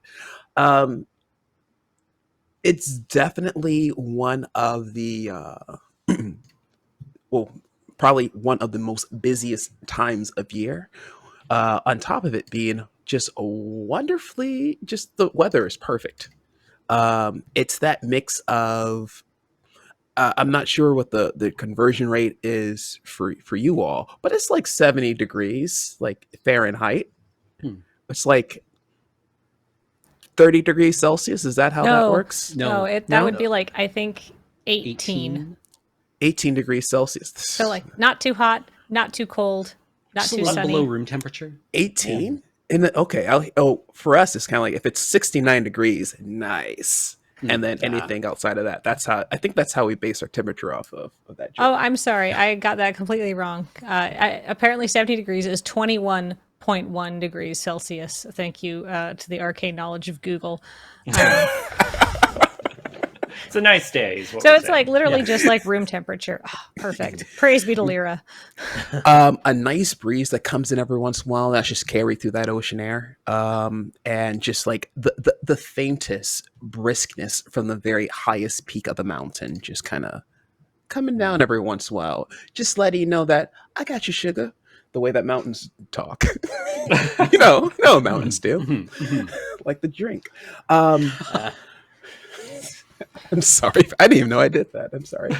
I got to live with myself. But sure not, the entire walk through the city is done without a hassle. The one hassle that Minty wants to add to it Yes. is that weirdly accurate but not actually human hands keep emerging from his side satchel with business cards that the homunculus just sleight of hands into passerbys whenever it seems like a good time to do it. I just want people to be aware of that. Like a reverse pickpocket. Yeah. Do you want people to be aware of it, or the people around just seeing like the hand like come out? Minty wants his business contacts to have a frictionless market experience, so probably not aware of it. Can I roll to see if I notice this? Oh yeah. All right. What, like perception probably? Perception, please. All right. I don't think I notice it. Not on a Good. 7. Darn. Because the homunculus slipped one into your back pocket too. Oh. I don't have any money. What does Pearl smell like? Oil primarily, Okay. like mechanical oil, Mechanical oil? Like not and okay. like oiled skin. Ooh. Yeah, you have to All the maintain oils. it. Just, Yeah, just moisturized, you know? yeah. Yeah. Just unctuous, viscous. You know, I Just- think traditional tanning methods involve a lot of human urine. I'm not even joking. Or So, horse. so maybe just she smells faintly of pee. While this conversation is happening amongst your characters and Pearl is dishing out the business cards, there's a flashback back to the old Irons farm. Great. as the tiny Irons is, Mama, when's Dad coming back? I mean, it's several weeks on the road, so we have. I mean, there are 15 of us other than him, so we All can right. keep a pat down on things. Just keep a watch on Joy. You know how she's a terror. All right, Mom, I'm gonna go pee on some leather.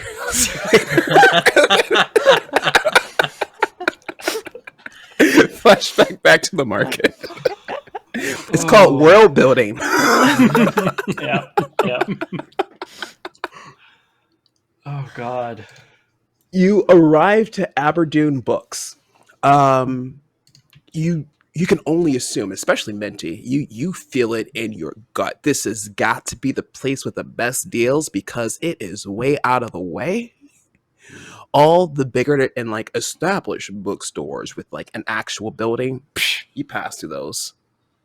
The bookstore isn't even gonna get that money. It's going to the corporate overlords that kind of run the place. There are a few independent shops that you saw are also kind of like satellites, still owned by the same kind of like corporate monopoly over the purchasing and selling of books.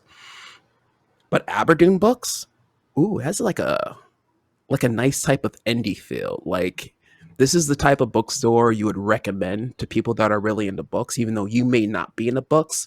But the fact that you recommend it, go like, oh yeah, that's a good one. So you all arrive at this out of the way wide book setup with two folks just kind of hanging out front. Like, these folks work here, or are they just like other patrons? Either they work here or are in some way invested in the establishment. Okay. All right, I'm going to go up and talk to them. I'm going to say, this looks like such a fine bookshop. I don't see any tchotchkes or knickknacks that you're selling that aren't books to bring up your bottom line. Perfect. I'm here to find some books. Well, thank you for coming here. You came to the right place. We got books. We have stories. We even have graphic novels. Oh. Some not so graphic for the children. How can I help you?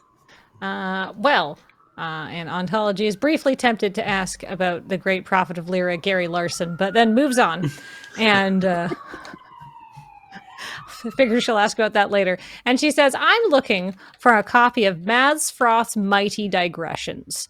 And I know a friend of mine, whatever his name was, Terry knows it. Alarian High Scroll. I know my friend Alarian High Scroll found one here. Oh, well, you know how it is here. We don't really have a storage closet, so whatever you see displayed is what we have. Feel free to take a peek. And their selection is pretty straightforward. There are a lot of, they are a bookstore. There are many books here. Nothing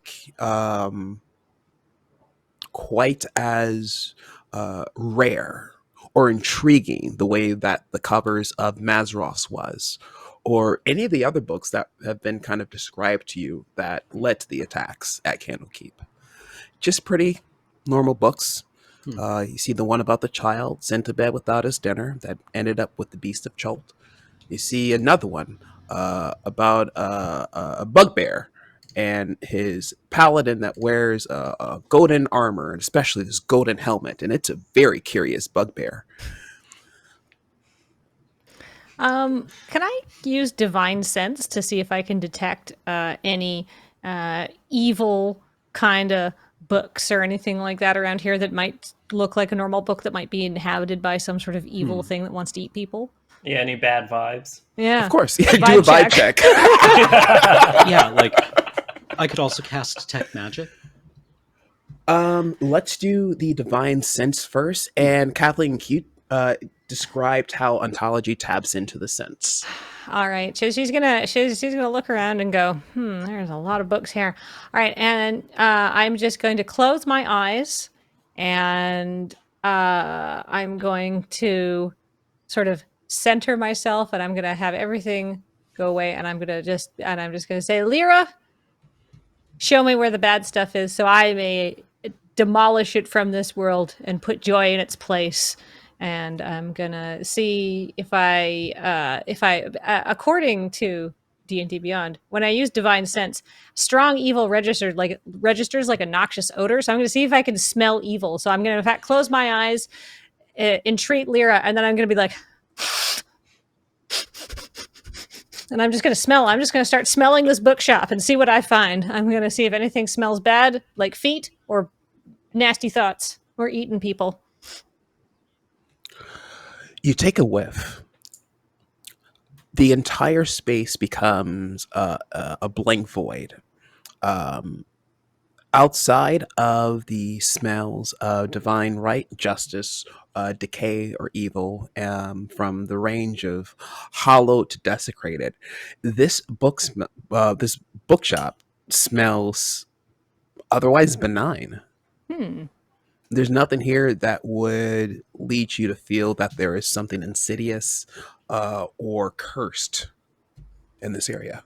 So the only bad smell that ontology is smelling is a faint whiff of piss Oh, from yeah, Minty's side satchel. absolutely. Suddenly, this horrible smell it comes into my mind, and then I turn around. I still have my eyes closed, and I can just see like it's like a red orb at like Minty's hip height, so quite low to the ground because you're only a halfling, just pulsating and radiating. I'm like, oh well, I mean that didn't tell me anything I didn't know, but thanks anyhow, Lyra.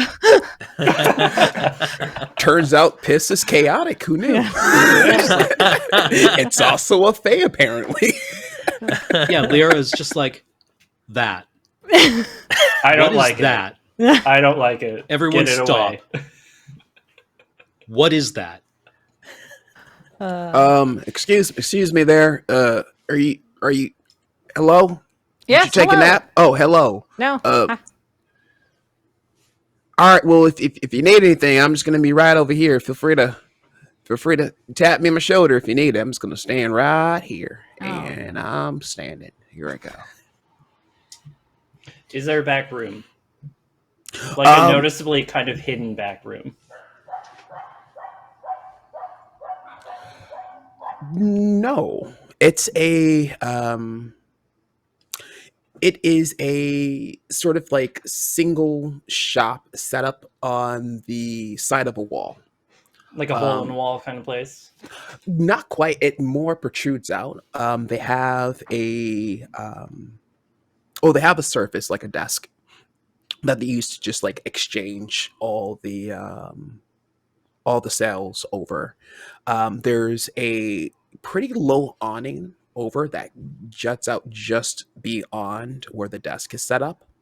And right behind one of the two that was standing out, who went behind the desk to kind of show off the wares, there's just 4 set bookshelves completely filled with books, a few double up, and then right in front of the sort of the desk that they're leaning on to do the sales over, there is a huge knitted blanket about picnic sized, with other books just kind of like set on for display. There appears to be no room or doors behind them. Okay. This is more like a traditional like market stall where they bring in, they set up, then they take their books away at the end of the day. Yeah. Exactly. It's quite bizarre. How bizarre. How bizarre. I'll cast detect magic.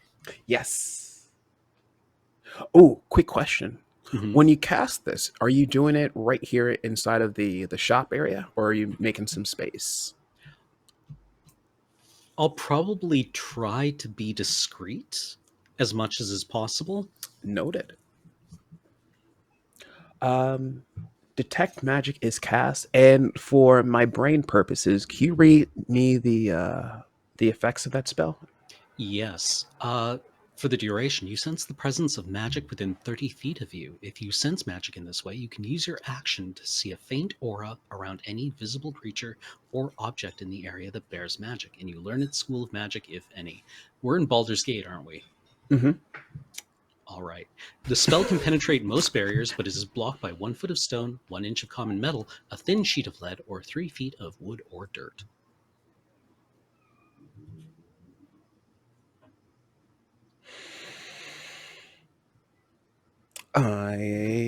Sorry, just loading up some information right quick. Hmm. How bad do you feel about what you're sensing from Pearl?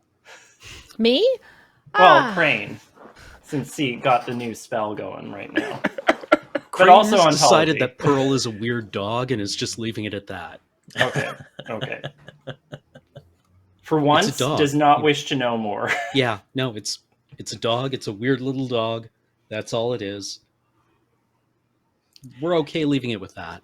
Well, Yeah. while this is happening, I think Ontology is going to notice that she has one of Minty's business cards in her back pocket, and she's going to go, "Oh, that's weird," and hand it back to him. So you pulled it out? Yeah. So it plays on loop the voice from Zastatar, the druid child, on loop again. And amateur vet. And amateur vet. Oh, Over and over again. Extremely amateur, I see. Yep. That's where the dog skin came from. Oh dear. Oh, Minty, I somehow got one of your business cards. I don't have any money or need for your services, so I'm going to give that back to you. Oh, I thanks. don't have can any use it on something else. abomination pets I need to make. Don't really. The animals don't fit with my lifestyle on the road. Okay, so after the detect magic, it's one of those things where at first it's well, as you said before, you're in the market in Baldur's Gate. Mhm. You're surrounded by a lot of magical stuff. The initial effect of the spell is a lot like you turning on your car with your radio volume turned all the way up, Mm-hmm. and then having to immediately kind of adjust the volume so you don't damage your ears. Mm-hmm. Once you hone in on this specific spot, you don't pick anything up. Okay. Well, that's good then. Once you start to kind of once you receive that message of like there's nothing in the immediate area, your eyes open and you see the expression on the two folks who are already at the bookstore immediately kind of change, and they kind of reposition themselves and they're standing up. The one talking to Ontology throws on a big smile as you see a third person walk past the desk and goes around to the back. They acknowledge you all. They acknowledge Ontology, who's talking to the person behind the desk, saying nothing besides just like a slight head nod and a small smile. But the other two appear to be more rigid and alert now. Did the third person have any like distinguishing jewelry? Were they wearing a brooch? Any kind of identifying features? Yes.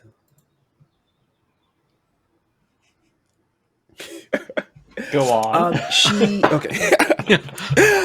She walks through not with anything adorned, like the sigil, the badge of the avowed.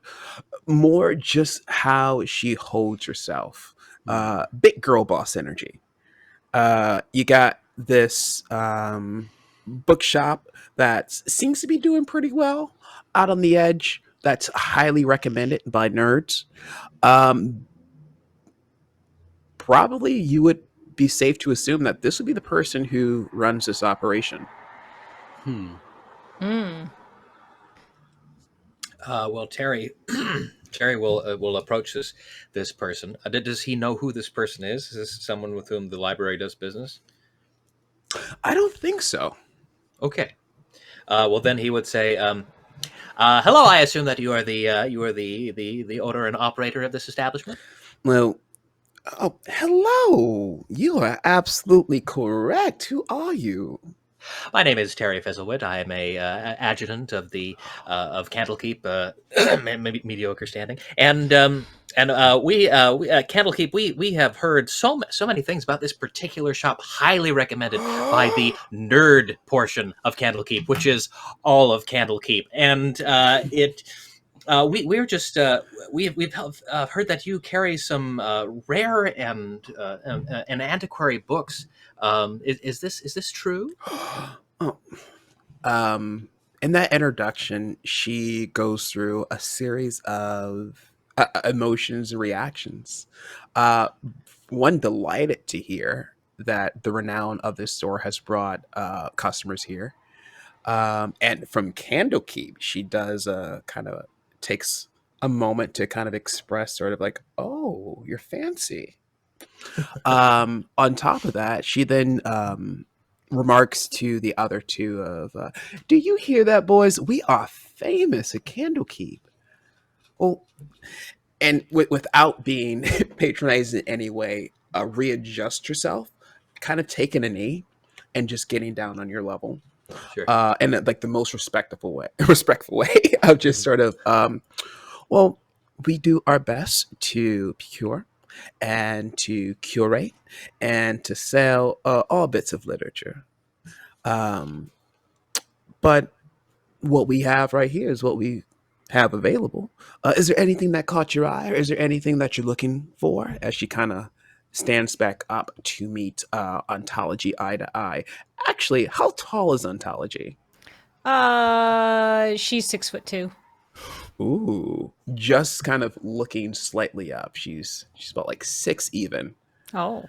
Um, But yeah, like, is there anything that you're all looking for that I can help you with? Minty pipes up Oh. with, yeah, sorry, we're looking for a new copy of Mazfroth's Mighty Digressions, perhaps. My little one here, and pats the head of Pearl, and the head is the only thing coming out of the pouch. Pearl really ate it up, you know. You know how they can be. So, do you have any other copies? The Candlekeep kind of wants to have one on file. She takes a moment and she looks down. I did have a copy, but unfortunately it was taken from us. In a commercial way or in a roundabout way? In a forceful way. You were Vermin came robbed? and not too loudly, I don't want to attract others. Some vermin came and they relieved us of some of our wares. Unfortunately, we were unable to retrieve it, but I guess that's just the business. Isn't that right, boys? And they go like, I guess that's just how it is sometimes. You're right. Hmm. Do you have a description of the robbers? Uh, she, she starts to, her sour face turns into a slight smile. And Ontology, when you kind of ask that question, you see like that spark of hope.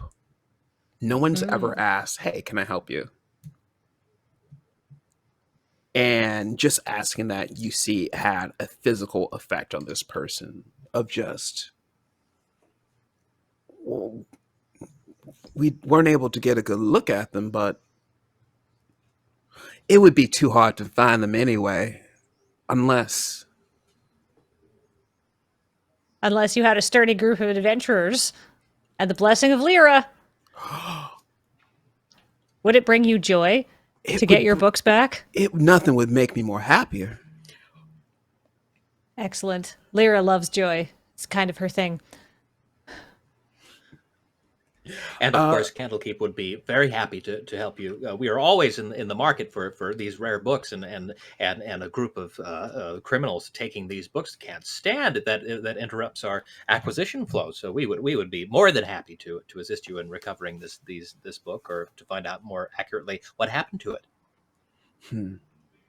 There might be a way. She takes a piece of paper and starts jotting down some characters on it. For anyone who's kind of peeking and taking a look, with actually, this will be free for a perception check. She's writing directions down. She takes a moment after writing down just to kind of look it over, and looks back over at you all, and she says, "Well, I guess it couldn't hurt." And she hands you over a piece of paper with directions to a building not that too far from here. My best guess is whoever took it might have brought it here at one point and might still be there.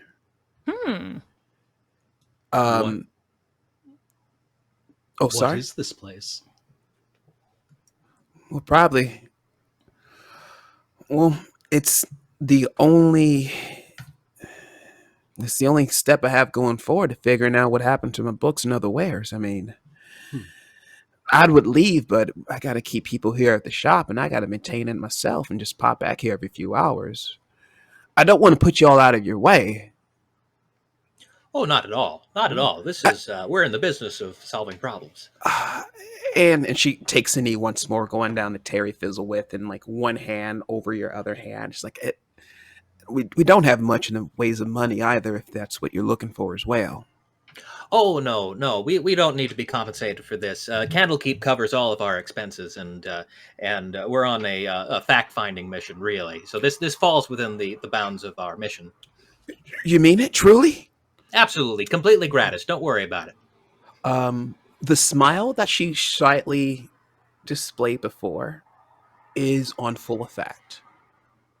The two that were working the store seem affected by this as well, as they're kind of like looking back at each other like, oh, this is awesome. But what is the place you're directing us to? Well, I don't know exactly. It's probably just who took it might be. Well, as long as it's not more dungeoneering. I want to flash back to where we are at the start of this, outside that dungeon.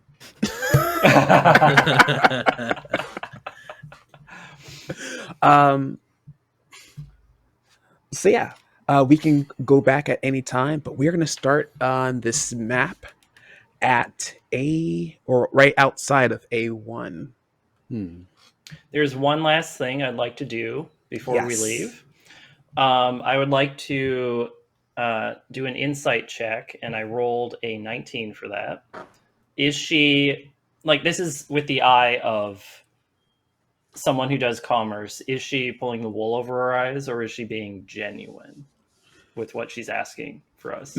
Minty, this is the perfect set up and knock them down. If they were trying to sell you on something, I think you all would be probably hooked. She's not trying to sell you anything, but you did walk away with something. So and that part kind of makes you feel uneasy. Okay, if Minty feels uneasy, then he's going to say thank you for your assistance and put out a hand to shake hers. It's not her hand. It's Pearl's hand.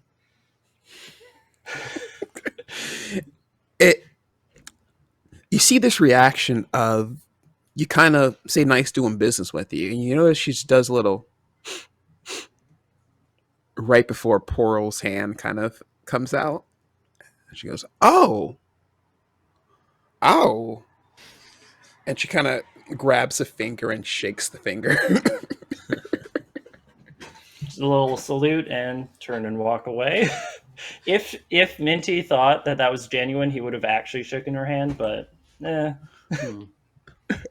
There's a tiny boof from Pearl, but its Oh, mouth yeah. doesn't move.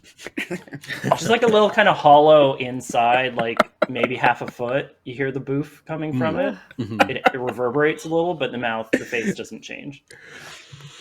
Yeah, flashing back to the future of outside of this dungeon, aptly named the Ambertoon Hideout. Amber Dune Hideout. It's Ambertoon Hideout. Perfect. Um, s- wait a minute. So smooth, Paul. I can see it. That's you approach it, and it's just like it was before. It's a dilapidated hovel, wooden walls, and it's located on a narrow street, also tucked away on the corner of the Black Gate district. Um, and I would let y'all choose this part. Everything still is set as the wind that's creeping to through and out of the cracks of the from in between the cracks of the doors and underneath the doors. What time of day would y'all probably get to this point? And I'll let you choose that. I'm feeling like sunset. Sunset. Yeah. Sure. Evening. Yeah. Cool, cool. Yeah, kind of a golden hour, It's very Yeah. it's very picturesque. Very cinematic. Hmm. Yeah. Um, yeah. As you approach it, it's just kind of a lonely, fairly empty structure on a very lonely, equally as empty street. The doors don't seem to be barred or have any locking mechanisms on them. Um, Not even much of a knob to turn them with. Terry says, "Well, this seems very above board. Nevertheless, I would like to do an investigation of this structure more closely." And he takes out his looky-loo, which is a very evil-looking magnifying glass. And I'd like to do an investigation check just on this, just anything I can tell from the outside of this clearly dangerous and evil building. Wonderful. What number did you get? That is good. The 22 cumulative 22. All right, 22. Let's see what we got for here. All right. Looking around, there has been a steady traffic coming in and out. Hard to see.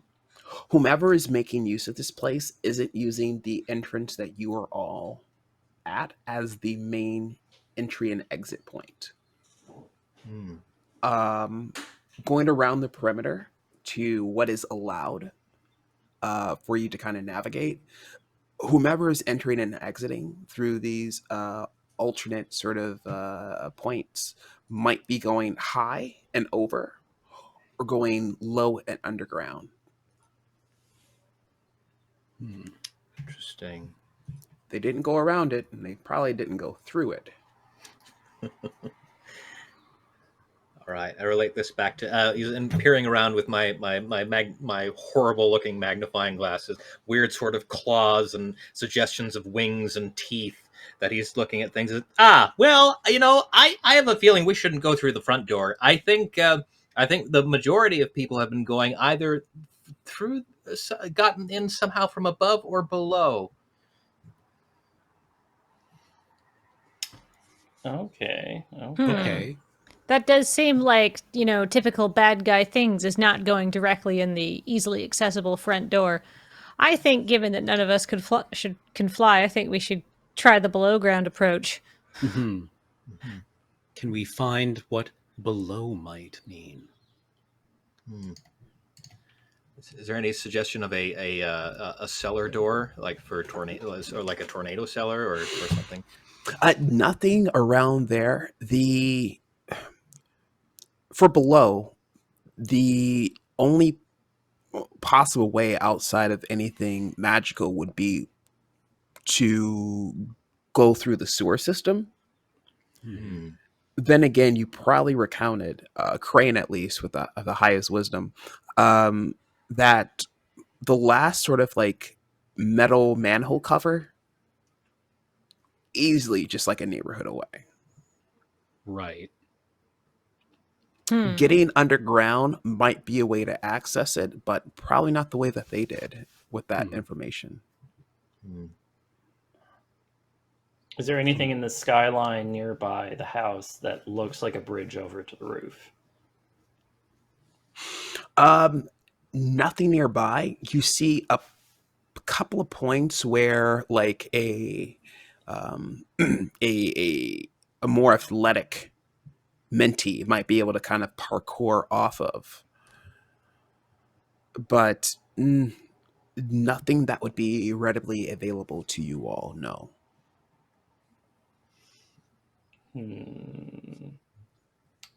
Below or above? Did Terry, do you like, does that have a metaphysical quality? Should we be entering from like, I don't know, other planes? No, that doesn't And make just to sense. clarify, once again, who's ever been utilizing the space has used a different way of entering, most likely either from above or below, but not through this main entrance. Not to say Okay. that's no way to get in, but just whoever is utilizing the space is not using the main entrance to get in. Right. Yeah. Hmm. And Terry responds to Crane's question with, this thing, and he bats it against his forearm, just like you might do a faulty piece of technology. This thing is sometimes speaks in riddles, sometimes speaks in metaphors. It could very well be something like that. But it didn't say we couldn't go through the front door. I just have a feeling that if we go through the front door, there might be a nasty surprise waiting for us.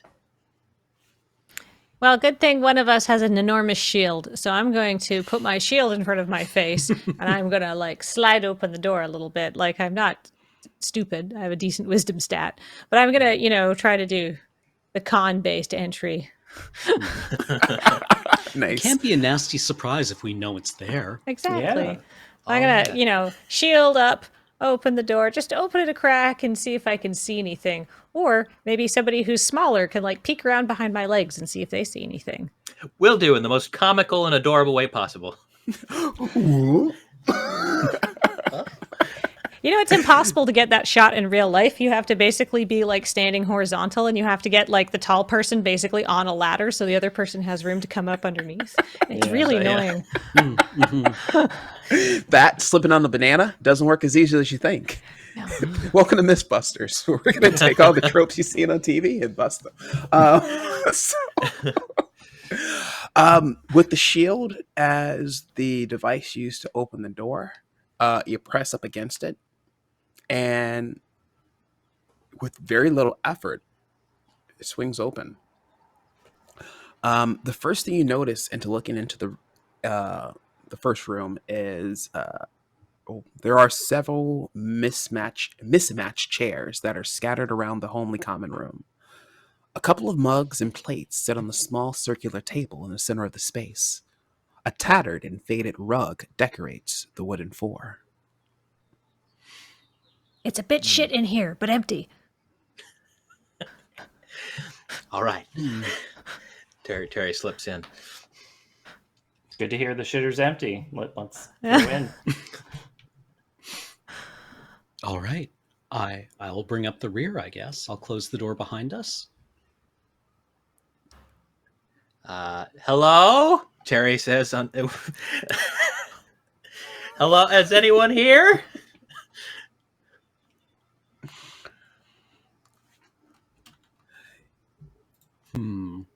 You hear no reply to response. Is there a sudden stop in a noise that was in the ambient background? Give me a perception check. Perception. And anyone else who would like to check as well, feel free to throw those dice. Sure. Well, that's a 10. I got 11. 16. 18. 16 and 18. Was that Crane and Ontology? Mhm. Cool, cool. After Terry's voice, after the last echo dies, you hear the last bits of movement scurry, then stop from the room to your right. I will pull out my mace in case I have to mash something. Because I don't like this place and I'm nervous.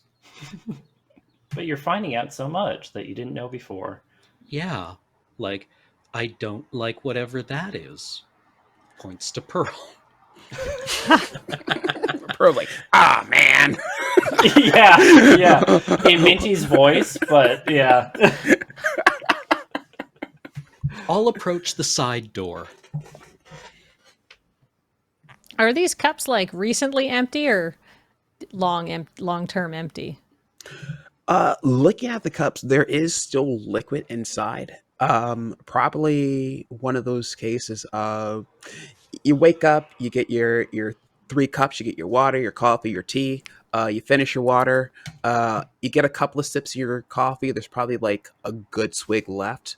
Your tea, you got down to the middle, but then it got lukewarm, and you're kind of done with it, but you left it out. Slobs. Perfect. Just like me. It's definitely more than an hour ago, but made within this day. All right.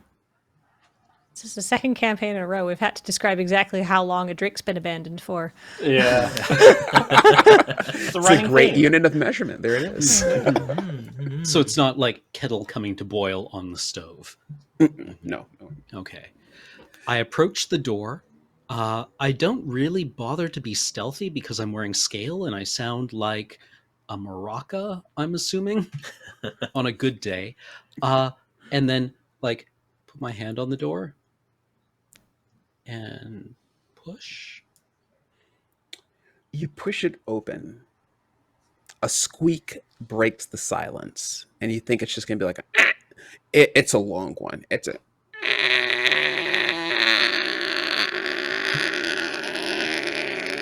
Just lean into it and keep going.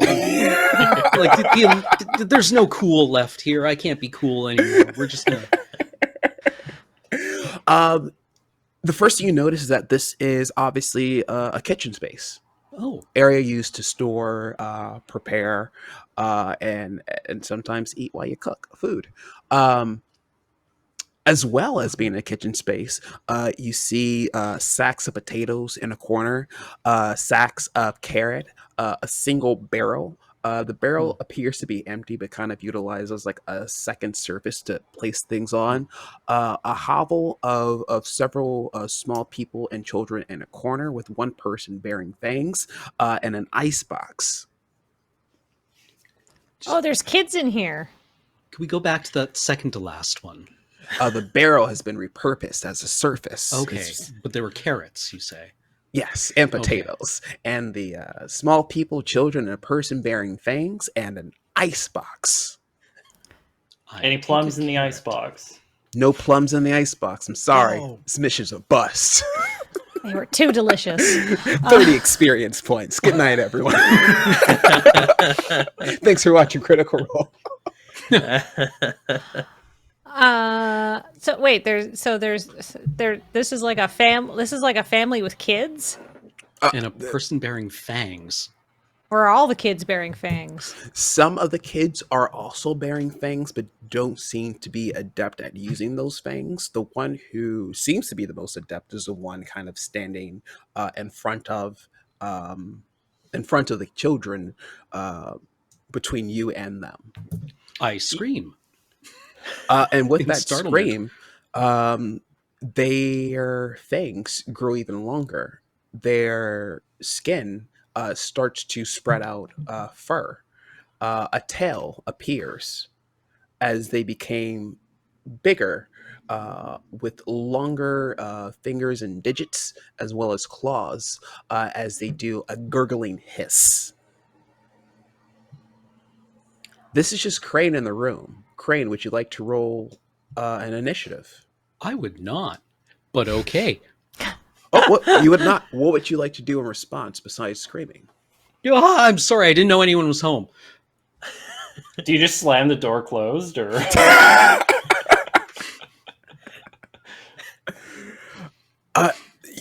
You close the door, and there's still silence. Oh, actually, there's the and then silence.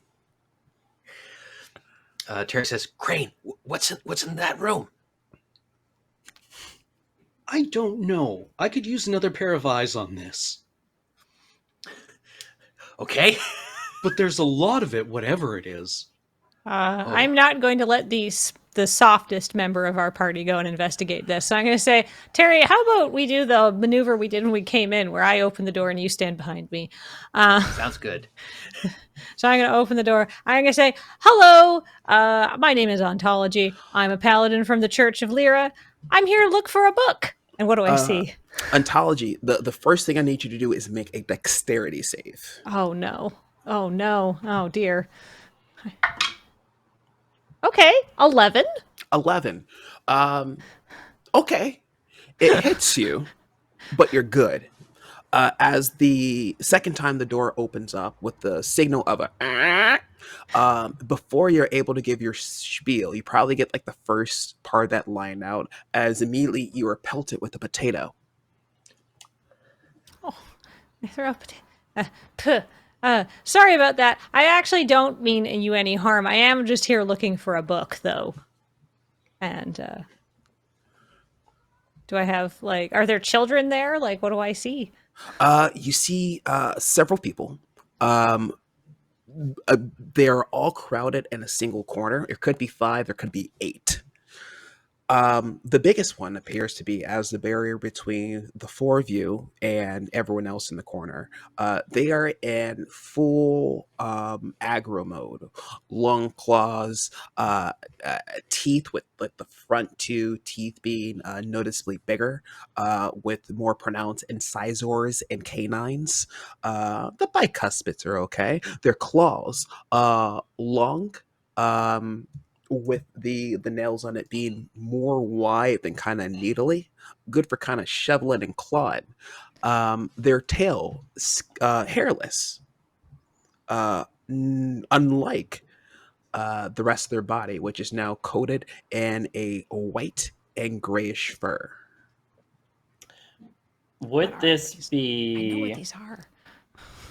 Would this be something that menaces, for example, local ranches every once in a while? You know what? You would think so, but they're actually pretty harmless. In fact, they eat ticks. Off of each other, yeah. Oh yeah, they scream at their own ass. Are these little like possums? Little possum people?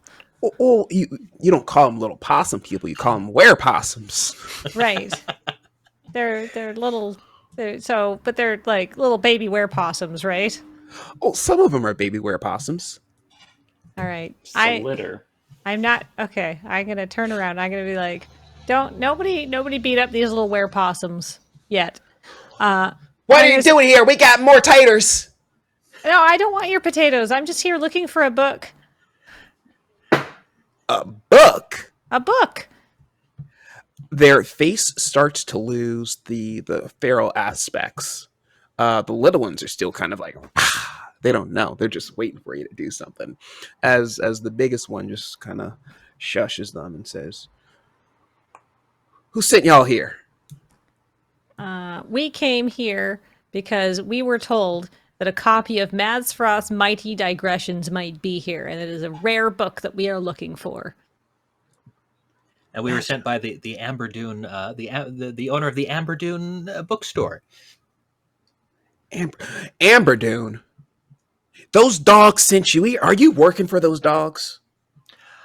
We're working for ourselves. We work for Candlekeep. What's that? Oh, and Terry gets very, very excited about that. Candlekeep is the largest library in all of Faerun. It is in a fortress. It's very nice. It's on a little peninsula that sticks out on the Sword Coast. An extensive library. Did you know that if you bring us a piece of literature that we don't have, that you get free entry and access to all sorts of knowledge, all the knowledge you could possibly get, any possible knowledge you possibly can get. That sounds like a place where folks go to kind of get more stuff, so that when they come out, they can do more. It's like a learning school, right? Absolutely. Hey, Jesper, that's what I was telling you about. You should go to one of those learning schools. And it's like, I don't know if I can go to those learning schools. You need to bring a lunchbox. It's like, I can make you a lunchbox. It's like, I just can't take a single potato in a sack and call it a lunchbox. It will be a lunchbox. It's a potato in a sack. It's technically not a box. Well, I guess we just agree to disagree. In the mix of the conversations, you gather that, yes, they are were-possums. Mushika is the name of the oldest one that seems to be taking care of the rest of the pack. Could one of you, or all of you, whoever feels the most charismatic and diplomatic, would like to make a charisma-based skill or a set charisma check, just using your modifier in a d20, to see how well you all warm up to these were-possums? Kathleen, what's going on? 17. Possums love me. Wouldn't that be so exciting if possums loved you? Yeah. They love her. Local woman has this one weird trick.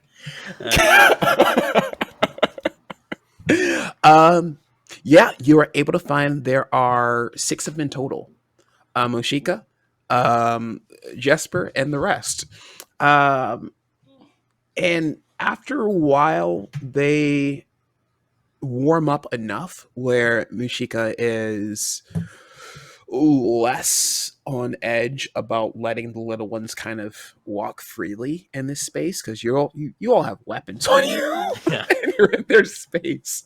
But they kind of figured out, well, if we're not dead yet, we'll just play dead and they'll leave. But yeah, you've gained their trust in this capacity. Do they know anything about any other people that might pass through here? Well, we're the only ones that live here. Are there It's any pretty- other people that walk through? Walk through. No. I mean, you all just coming right in. I know we don't have a sign out that says you're not allowed to come in. Please knock first, at least.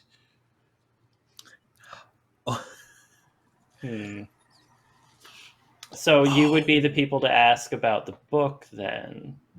What book?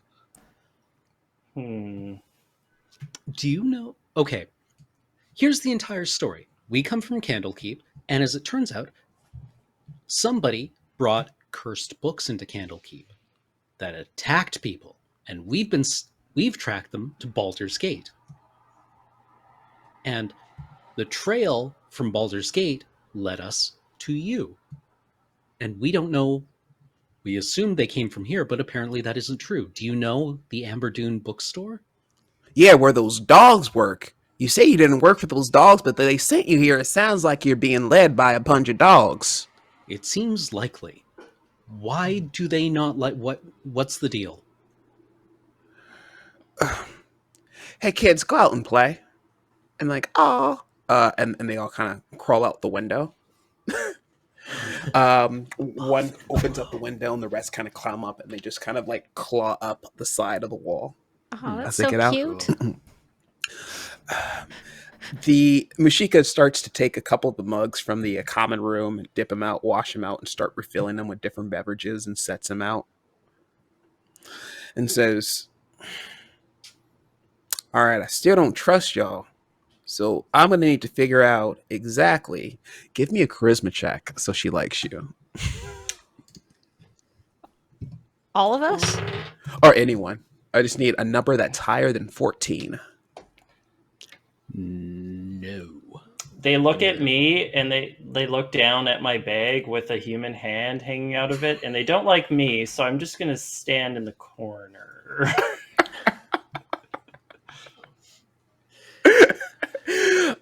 It takes a while of just weird silence where Mashika says, "Well, like I told y'all, it seemed like these dogs sent you on a wild goose chase. Why do you call them dogs? Because that's what they are, a bunch of dogs. Didn't you smell them? Smell like dogs. The one that leads us, she sure does look like one. Like, Well, Brief flashback.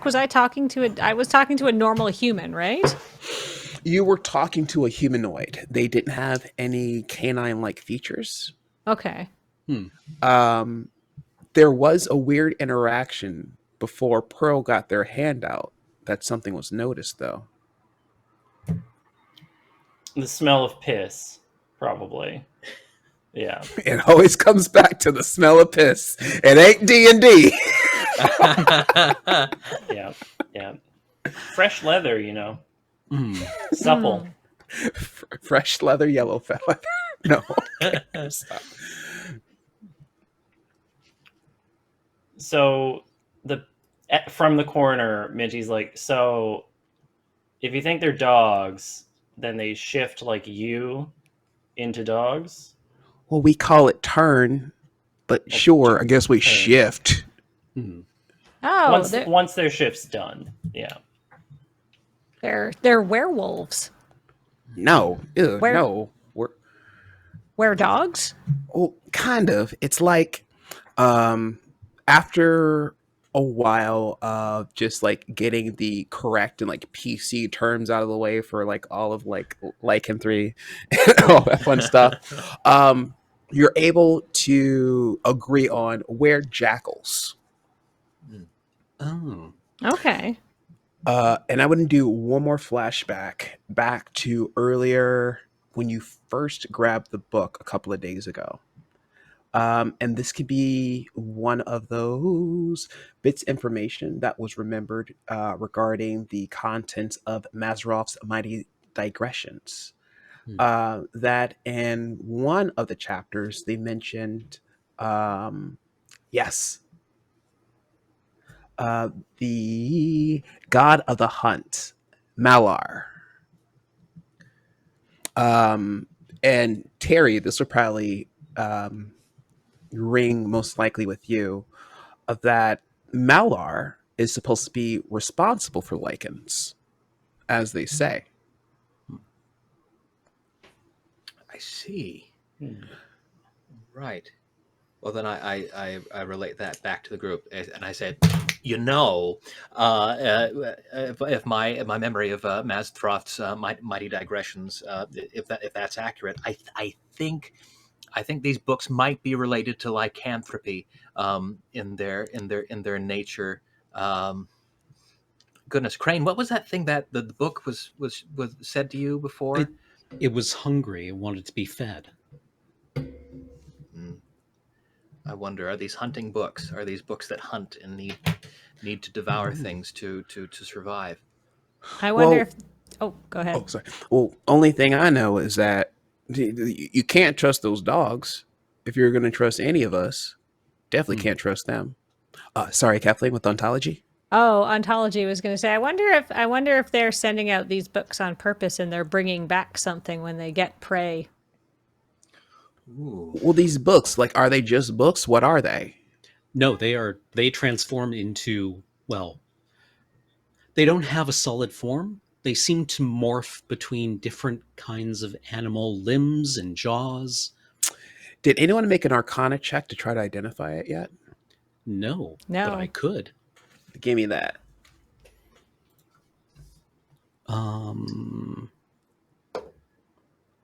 21. Ooh. Oh, jeez. Flashback.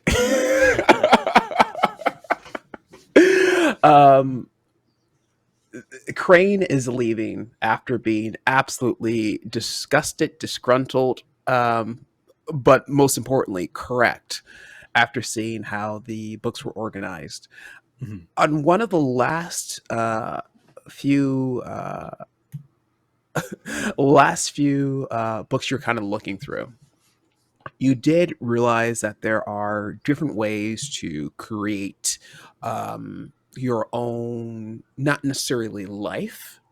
Mhm. Um, Animated constructs, homunculi will actually fall under this. Flesh golems would fall under this. However, that's more on the necromancy side.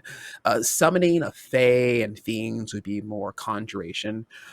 There is a way to um, sort of harness the power of beings of energy that Okay. don't necessarily have a shape, but you can imbue with a physical shape that people are aware of, and familiar with, that it can turn into. Okay. So, Wherever those books came from, they were made. hmm, Was there a okay. maker mark? That's Lovingly incursoned by. Yeah. Well, there was the bookmark, right? But that only led us to the Baldur's Gate market. True. There was those rumors that we heard about in the tavern about a wizard putting together books, and so there were rumors about that. Somebody making tomes and selling them. I feel like that was more just like they're selling bogus tomes, not necessarily that these are like evil tomes. Oh, I'm right. getting the knowing DM nod. Yeah. Commercially evil, but not like cursed. Right. Yeah. Hmm. Well, I Okay. think we need to go back to Amberdoon books. I think that's where we need to go because Yeah. we found a lovely family of possums. Jesper seems to be quite gifted. If you would like to send him to school, please, the Temple of Lyra does like a kids book reading thing every other Sunday. We do our we do comics mostly. Those are most of our holy texts. They bring oh joy. well. I, I appreciate it, but Jesper, I don't know that. I don't want to get his hopes up. Yeah, people don't treat us so right out there. And I just think a boy like that, he's very sensitive. And unbeknownst to you all, Jesper's listening to this conversation. He hears this and he kind of looks up. And flashback 3 years from now, he runs Candlekeep. Flashback to the present. Mhm. Mhm. The shortest ever proprietor, but they just keep getting smaller and smaller.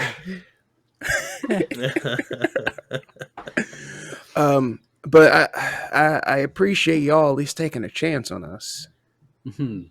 Yeah, Do no you- worries. Thank you for. We are very sorry for intruding into your home. I'm glad that you feel something about that. Thank you. Most folks would just be on to the next one, but you seem like good folk. I hand her a gold piece. Thank you. We hope we didn't break anything, but if we did, Oh, I just lost a potato, but this will cover it. Thank you. Um, well, hey, if be careful with those dogs, okay? okay. Do you want us to tell them anything? Yeah, stay out of our place. Stay out of our business. Okay. All right. I take it at this point the sun is completely down. The entire nightlife of Boulders has become a completely different beast.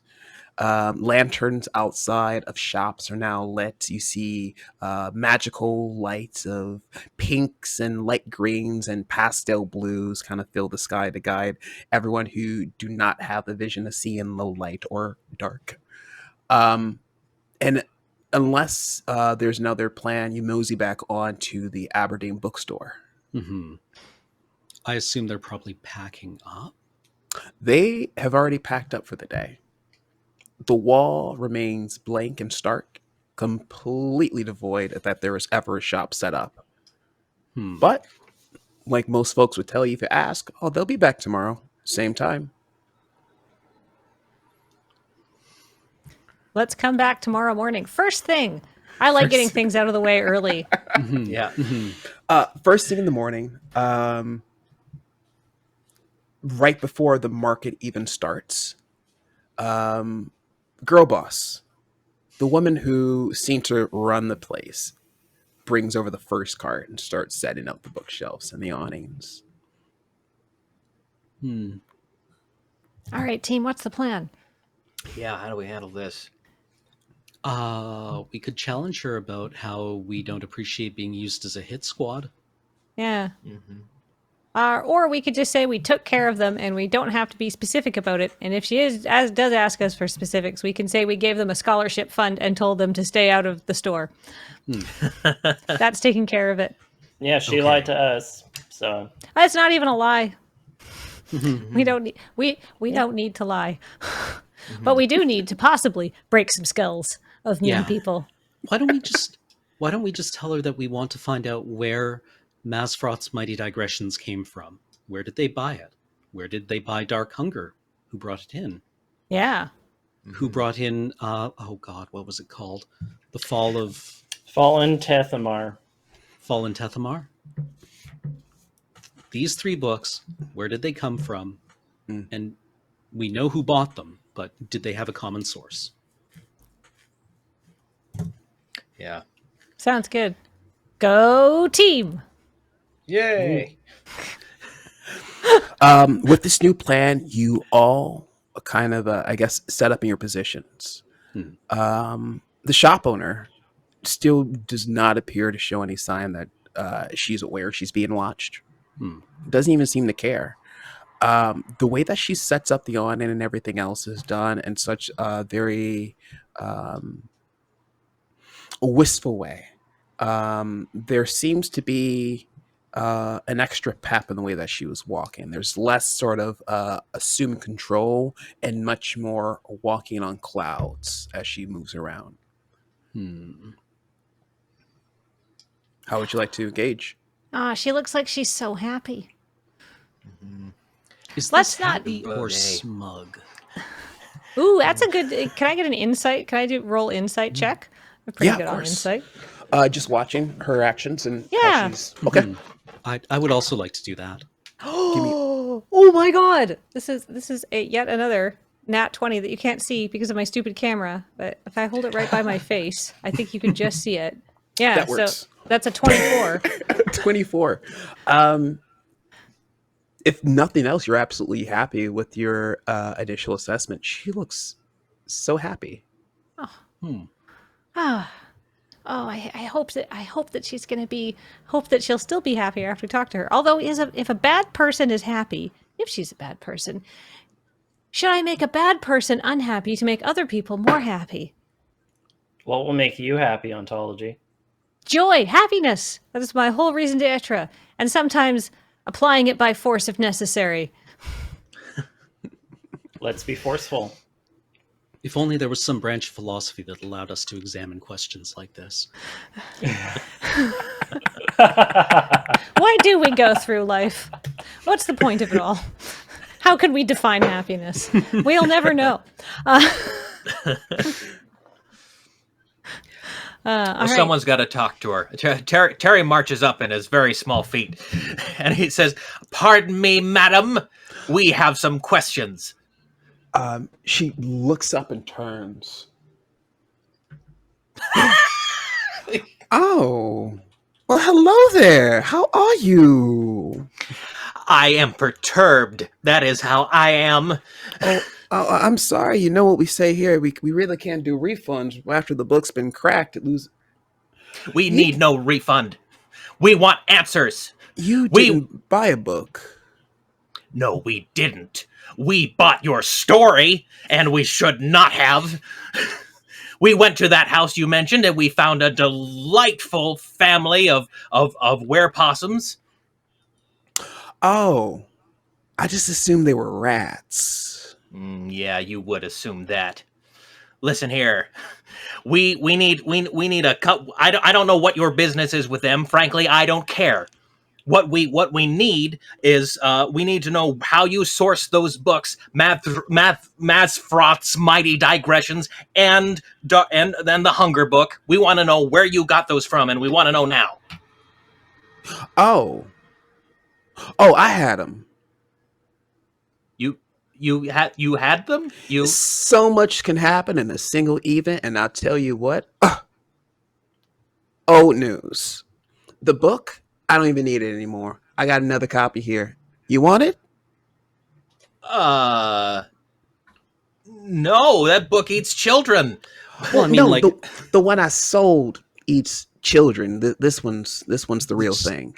oh yeah, because they're fresh out. We should pick one up to replace it. You know. Well, that's true. I mean, that is reasonable. We should probably do that.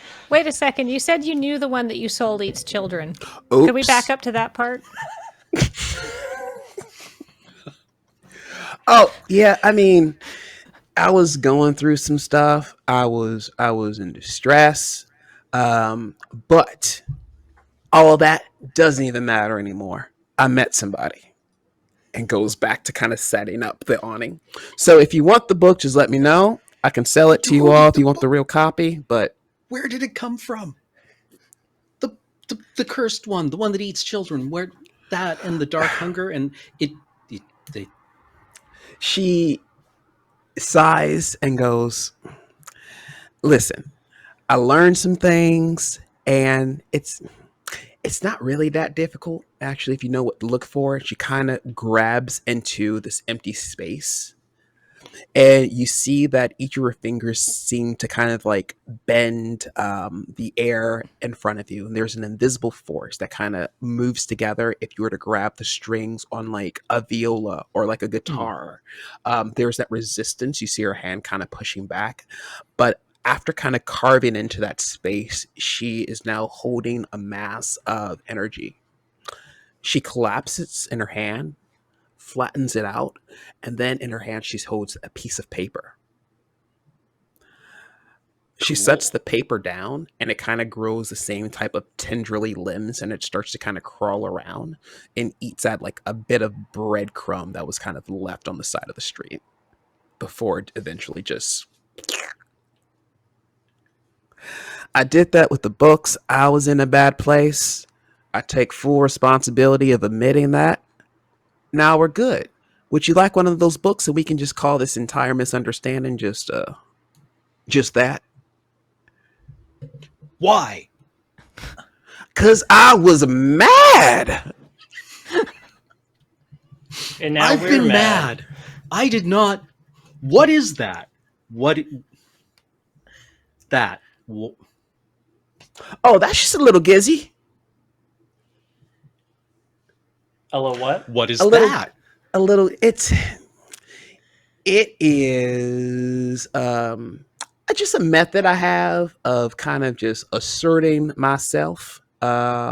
Little bits of revenge, little petty bites. You know, just a thing people do.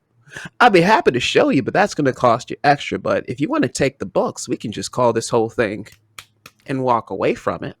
Are these books also going to eat people, though? No, these are the good ones. Okay, these are normal books. Normal book. She takes one and just starts flipping through it like ever so cavalier and goes, I'm just kidding. Does what were the names of the people who bought the books, Terry? There was a guy named Valor. And there was also Ilarian High Scroll. Mhm. Right. And then we don't know the third. Alarian High Scroll. He sounded like He intolerable. was the wiener. Yeah. Oh, that nerd. I remember him. The worst. Bad X. Oh, no, not my type.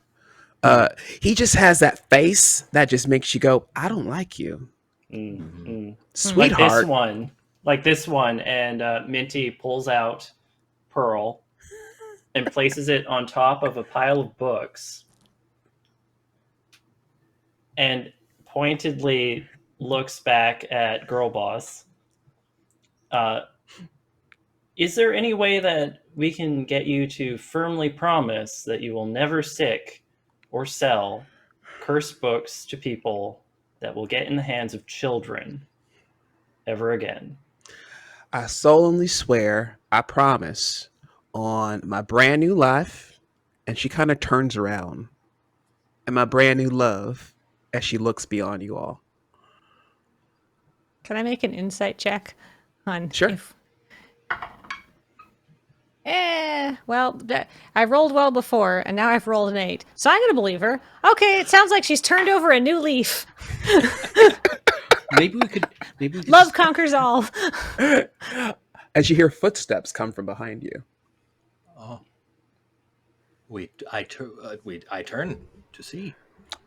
There is a person,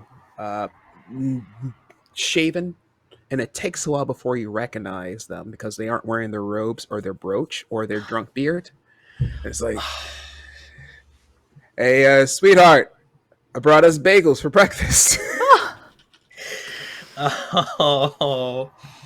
Oh, And Terry says, "Oh, I know Sasha. Oh, you deserve each other. I'm so happy that you've gotten together. This is lovely." As he kind of walks with the bagels, he's kind of humming something, and she's humming that same song, and they kind of make that connection that she was dancing to the song that he was humming to earlier. Ah. They do a little nose kiss, and they go, "Well, I guess these books are yours." Thank you. what? When the book said it was hungry, why? What It for? lives off of a life force. I was gonna use the books to collect the life source to resurrect my mentor, but no one has time for that. This guy's wrench, and he goes, "Tenure. I can afford a cleric."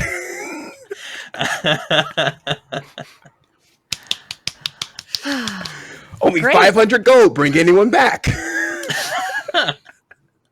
All Magic's right. awesome. Oh. Well, And- if you can afford that, then you can afford this. And Minty casts through Pearl grease, No! except what happens is Pearl lifts a leg, or sorry, Oh. squats. Pearl's a lady dog, and just casts grease on the pile of books that she's squatting over. Oh, Because you're Minty doesn't like the cut of their jibs.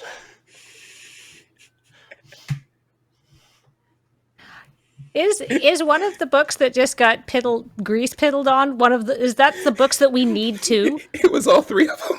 Perfect. Yes. And she's like, "Okay," and she starts to gift wrap it.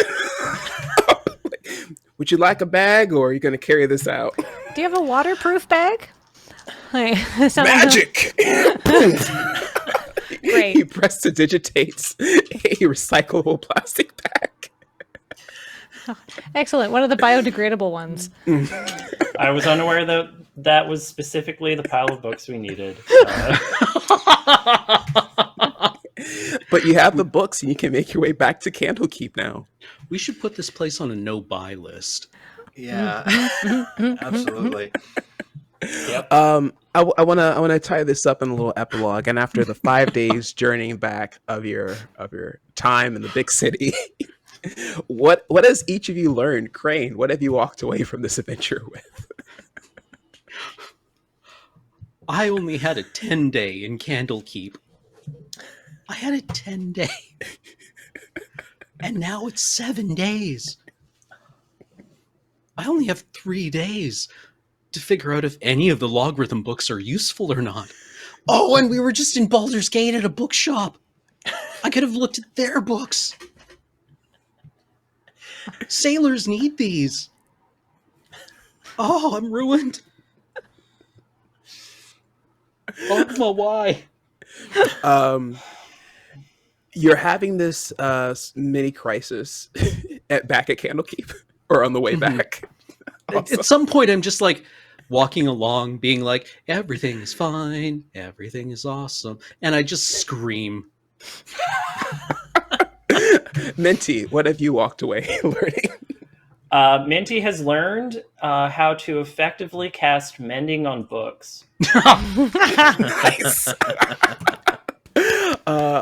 Ontology Jones, what have you walked away with? Well, I used to like dogs. I used to like all dogs. They were all good dogs, but you know what? They're not all good dogs. But I feel better about possums than I used to. So it's all, it's like quite a wash, I think. There you go. When life closes a dog, it opens up a possum. What did Terry walk away with?